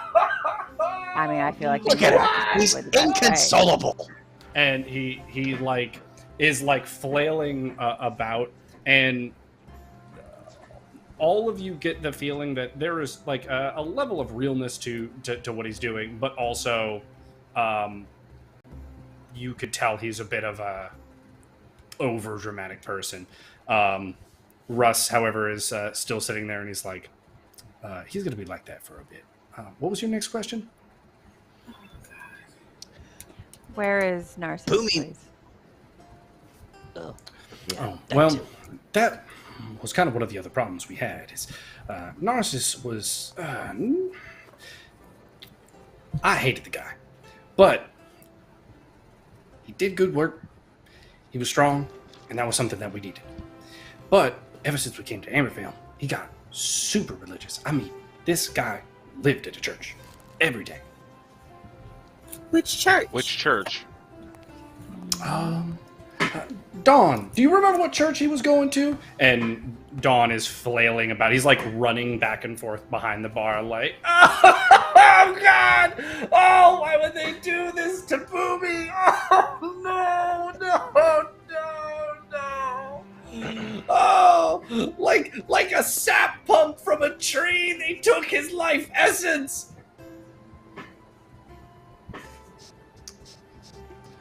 Over here, like, I just want to know the name of the church. Yeah. Again, I am sorry about him, especially to you, Hedera. And finally, Dawn comes back, and he's like, well, that sucks. Wow. Actually, it did. It did. Especially for him. That was the joke. Yeah. They didn't get the joke. I don't think they're here for jokes right now, Dawn. They think they want you to be serious. It's not my specialty. Not my specialty at all. What were you asking? What's your question? Which church What did he do live you in? like to go to? Oh, it was something stupid sounding. Was it? It was the Church of Wanting or something like that. Okay. So, did you ever see him after he started going, or he just did? Like, I mean, he still showed up when he had to, but it was just every other time he came, it just felt like a bigger and bigger chip on that guy's shoulder. what was he saying? Oh, he kept wanting us to be more faithful and to care about the stuff he was caring about, and he said a lot of big words, and honestly, once someone says too many big words at me, I kind of clock out. Gotcha. I understand What? that feeling. I bet you do. What kind of? You said he wanted you to believe in the stuff that he believed in, but what kind of stuff was that? And he looks over to Russ, and Russ is like, it was a lot of kind of vague things. Most of it just came down to, always making sure you were setting goals for the day. And, it sounds innocuous enough.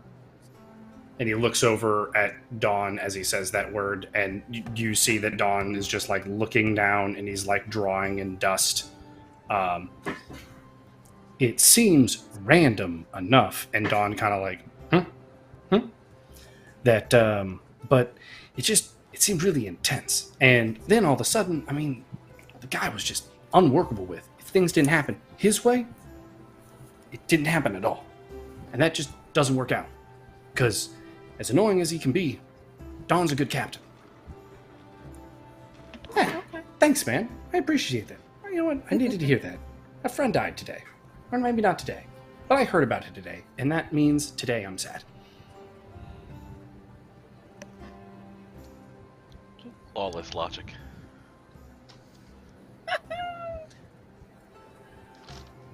Me. Before Is he we met still him around? once before, Is he still at the church? Oh, I have not spoken to that guy since we got fired. Because, don't like him. With Boomy. So you said you don't. What changed? Why did what changed about him? Why did he stop coming around? No, it was weird. It was weird for both of them, but for Boomy more so. Narcissus had always been kind of difficult to deal with, but Boomy, he just was unprepared.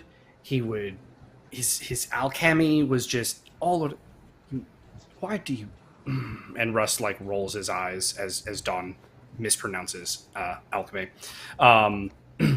Just every other day, it was just, he. I drank a healing potion, and it wasn't a healing potion. I burped fire for 2 days.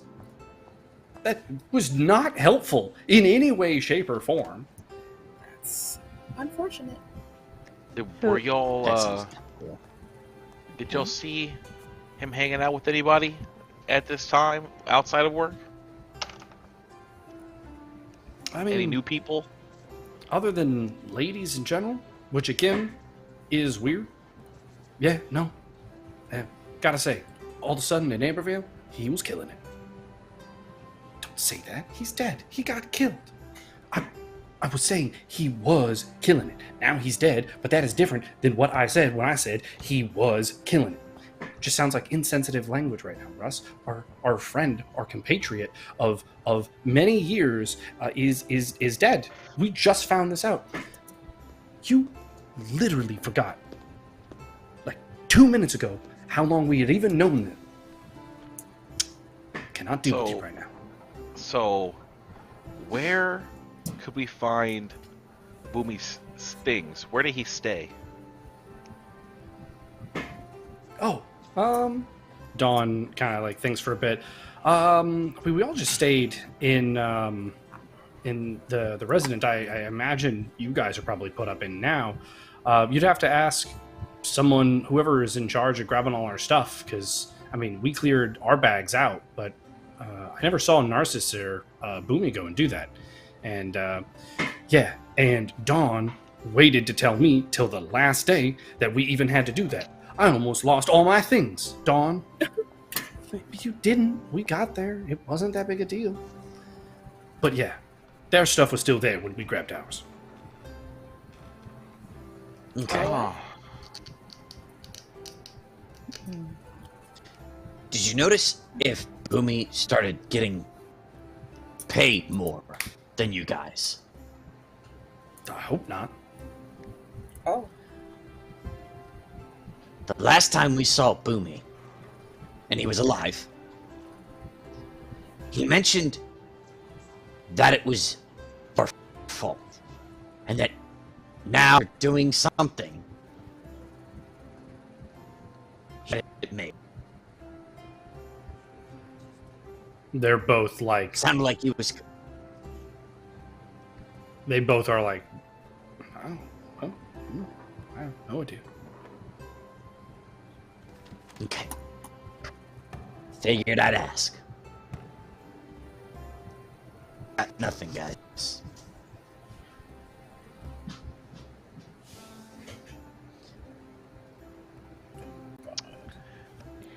I think Would you excuse me all for a moment? I will be back presently. Hedera leaves the bar. Jin? I guess I'm gonna follow Hedera. Okay. I guess. If Orlenna's staying, I guess I stay. Orlenna? For the moment. Russ looks over at Dawn and goes, "You are going to make him pay for that, right? Right?" And Dawn's like, "I mean,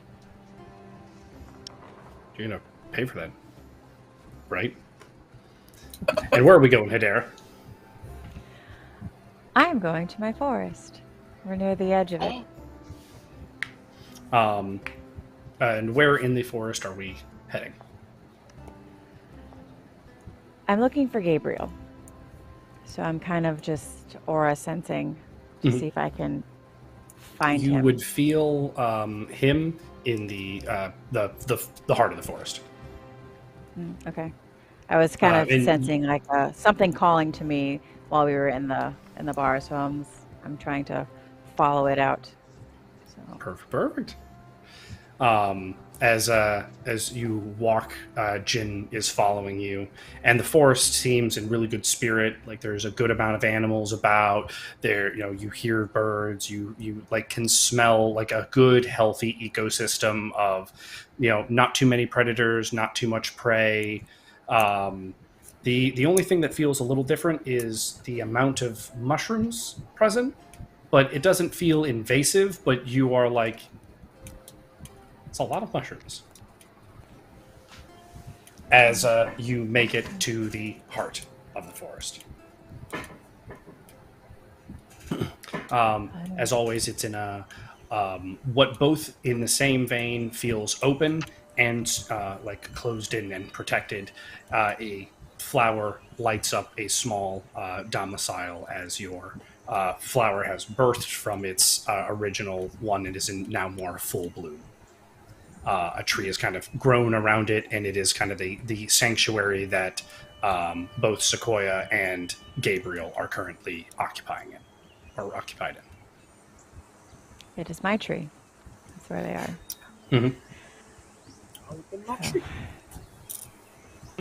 Going up. I'm going. And Jin, are you still following? Yeah, I might as well just stick with Hedera. See whatever happens. And this whole time, like, I haven't really been paying attention to you. I've just been kind of feeding off the energy of my forest and just feeling good to be back in my home. I've just been taking in the nature, smelling the nice smells, snacking a little bit. What are you eating? There's no meat here. I got meat in my pockets, always. Always. You better be careful. Those predators are going to come for you. As you get closer, you hear, hey, Hedera! I didn't expect to see you back so soon. I was looking for you, Gabriel. Jin, right? Yes, that's me. Yeah. You were at the tournament, Gabriel. Huh? I saw you. I wasn't at the tournament. Yes, Gabriel, you cannot lie to me. I haven't left the forest at all. I've seen you in the city twice now. I'm serious, Hedera. I wouldn't leave. You told me to watch the forest, and that's what I've been doing. That's what Sequoia's doing right now. And he gestures back, and though you can't see Sequoia, you would feel that she's like currently like kind of connected directly into the forest, as she can't passively interact with it in the same way that you can. Okay.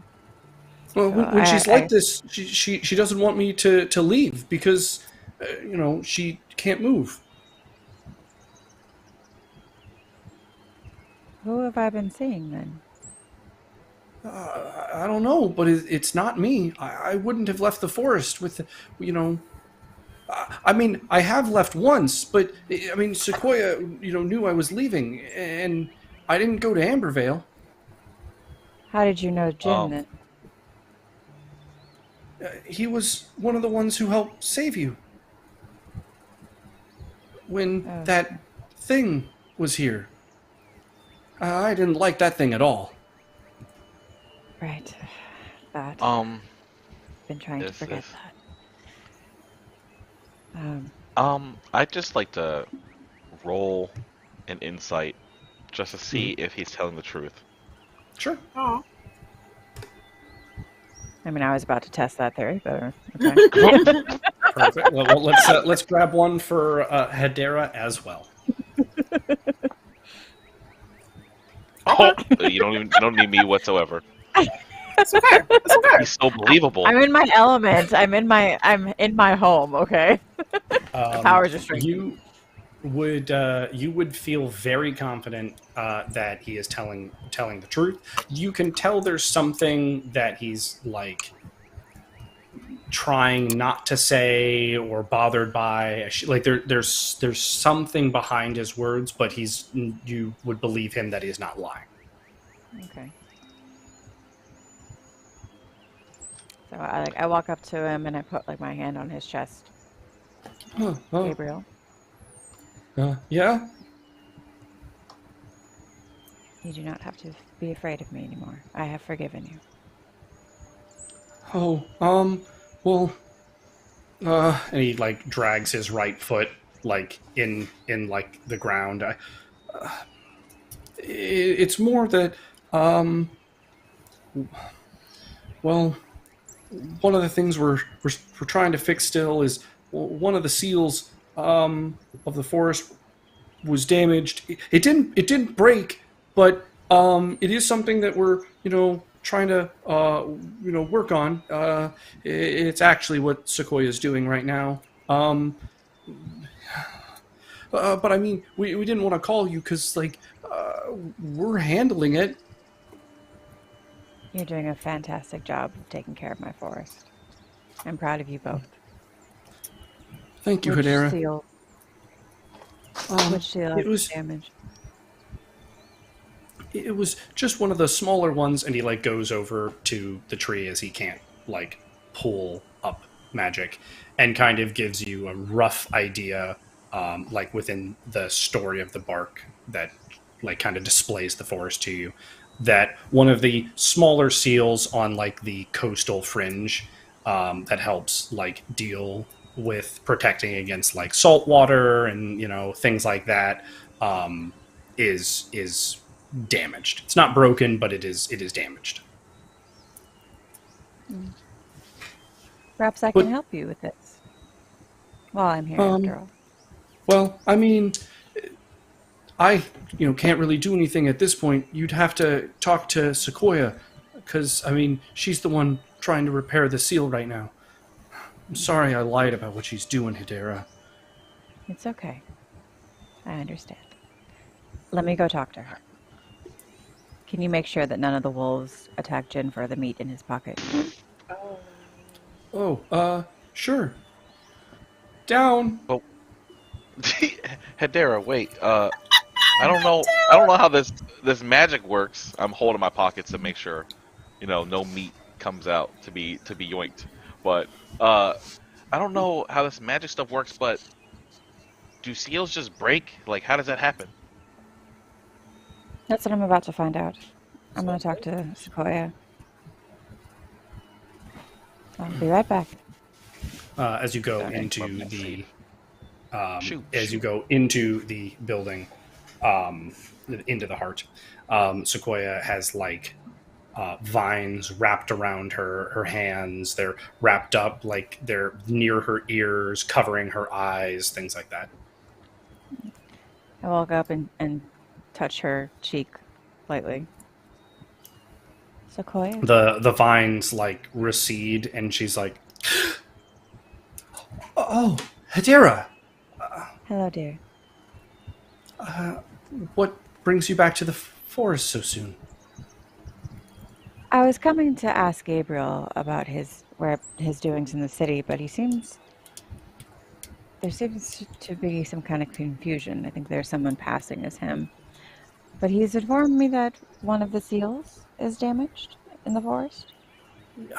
Yes, it's one of the smaller seals on the coast. I've been repairing it. It's taking a little longer than I expected, but you have big shoes to fill. It's not easy, but I think I'm getting the hang of it. You're doing a wonderful job. I'm so proud of you. I'm glad I left my forest in good hands. Would you mind if I help? It's taking its toll on you, I can tell. Would you mind letting me have at least one more night at this? I would feel better if we were able to fix our own mess. If I can't fix it by tomorrow, I'll have Gabriel come and let you know. As you wish. Let me give you something for your strength, though. You're tired. So, kind of like put my hand on her face again and just kind of imbue her with some of my magic to strengthen her spirit. As we are inside the heart of the forest, inside the exact domicile of it, we will have you roll on the defenseless dice, even though this is not a aggressive combat roll.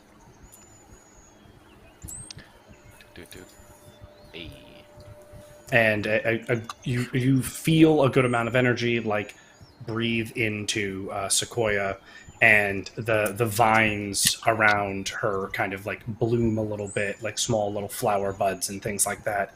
And she's like, "Oh, well, now I'll almost be embarrassed if I can't get this done. Thank you, Hedera." You're welcome. You'll be able to take care of it. I know you will. And she like reassumes her like meditative position, and the vines like enthrall her. Wait, what happened? How did it exit out? Come back. Stay. Don't. No, that's the opposite. All right, and I come out and I just kind of wave my hands to get in the wolves to like shoot the wolves away. The second you make that gesture, the wolves of your forest do back off. I'm flinging ribs, flinging them out there. I gotta say, Hedera, that part is definitely a lot easier with you here. Jen, please do not feed my wolves that sketchy meat from your pocket. They love it though. Look at them! Look at them go! Scamper, scamper, scamper, scamper. They're eating their ancestors. Going to damage their systems. All right. I accidentally give the wolves food poisoning. Do I need to have issues with you now? No, we're good. For hurting my animals? First We're all good. First it's Gabriel, and now I got to deal with you. No, we're good. They love the meat. So. All right. Gabriel, you're sure you haven't been into the city or around the Mages Guild? Oh, no, not at all. The closest I've come to leaving the forest was going to the seal, and I mean, technically I left the barrier of the forest, but that was just to go to the coast. I haven't gone to Ambervale. All right, I need to figure out what is happening then. There is someone who's taken your likeness and is walking around the city. Oh. Huh.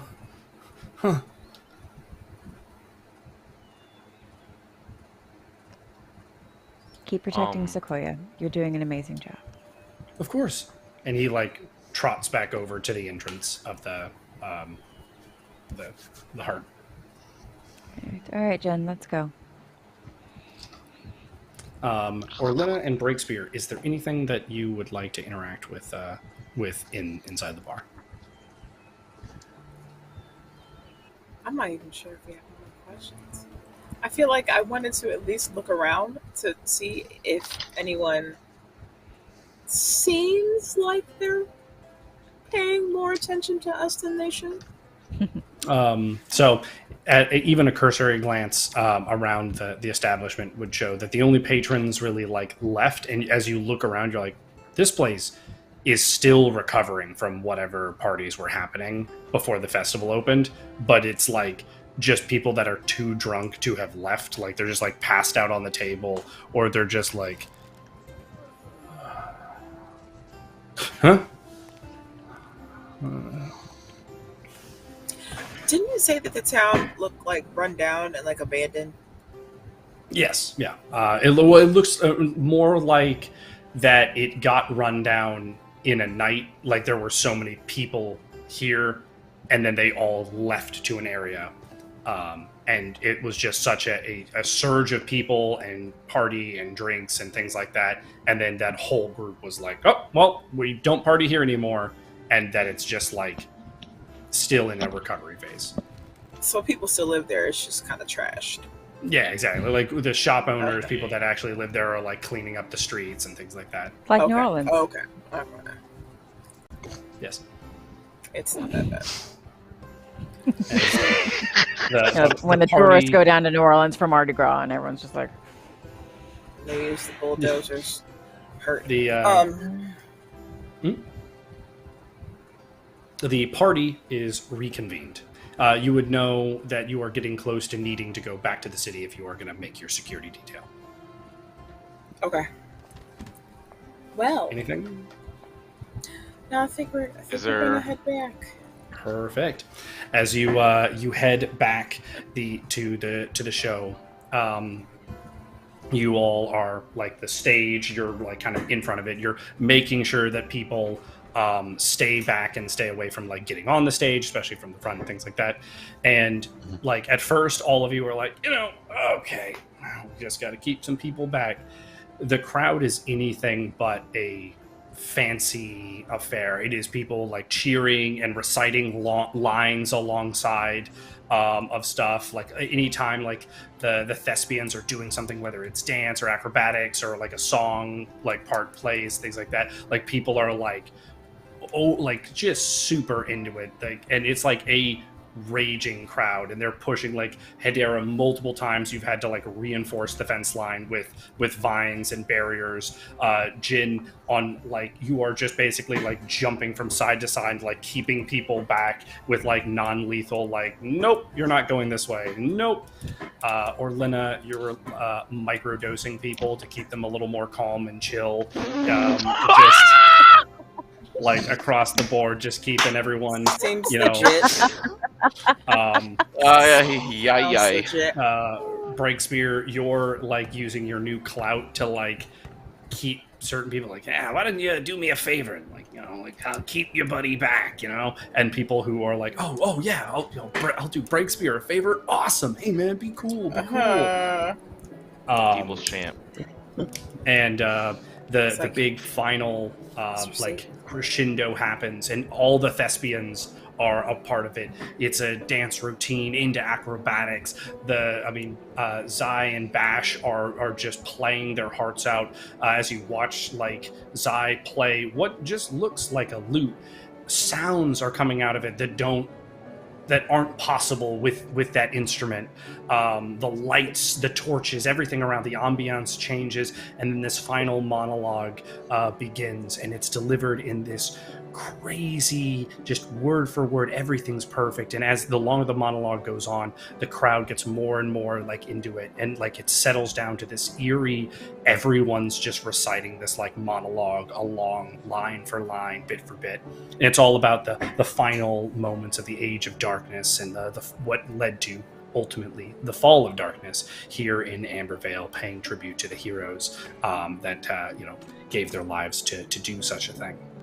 The show ends with an erupting roar of applause as the audience goes back to their raging, trying to push back forward, and all of you again have to redouble your efforts to keep them back.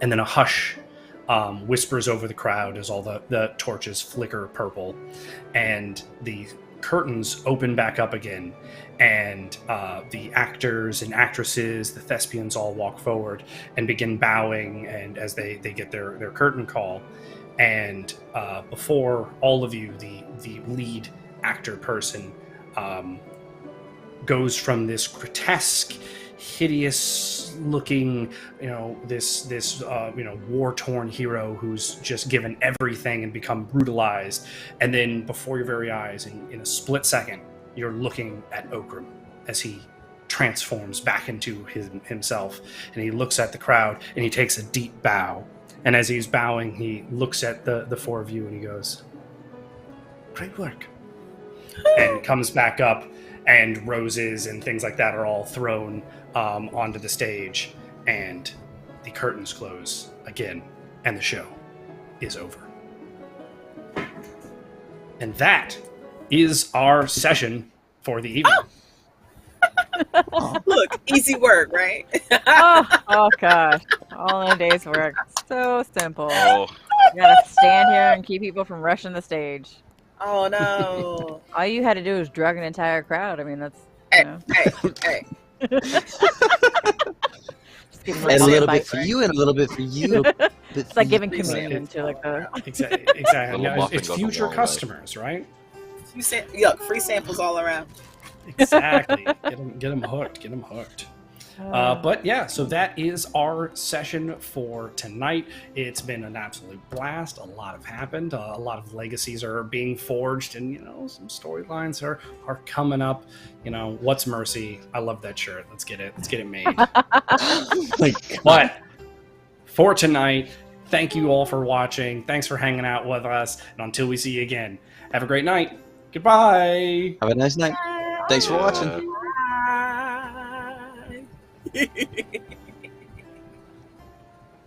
Oh, good.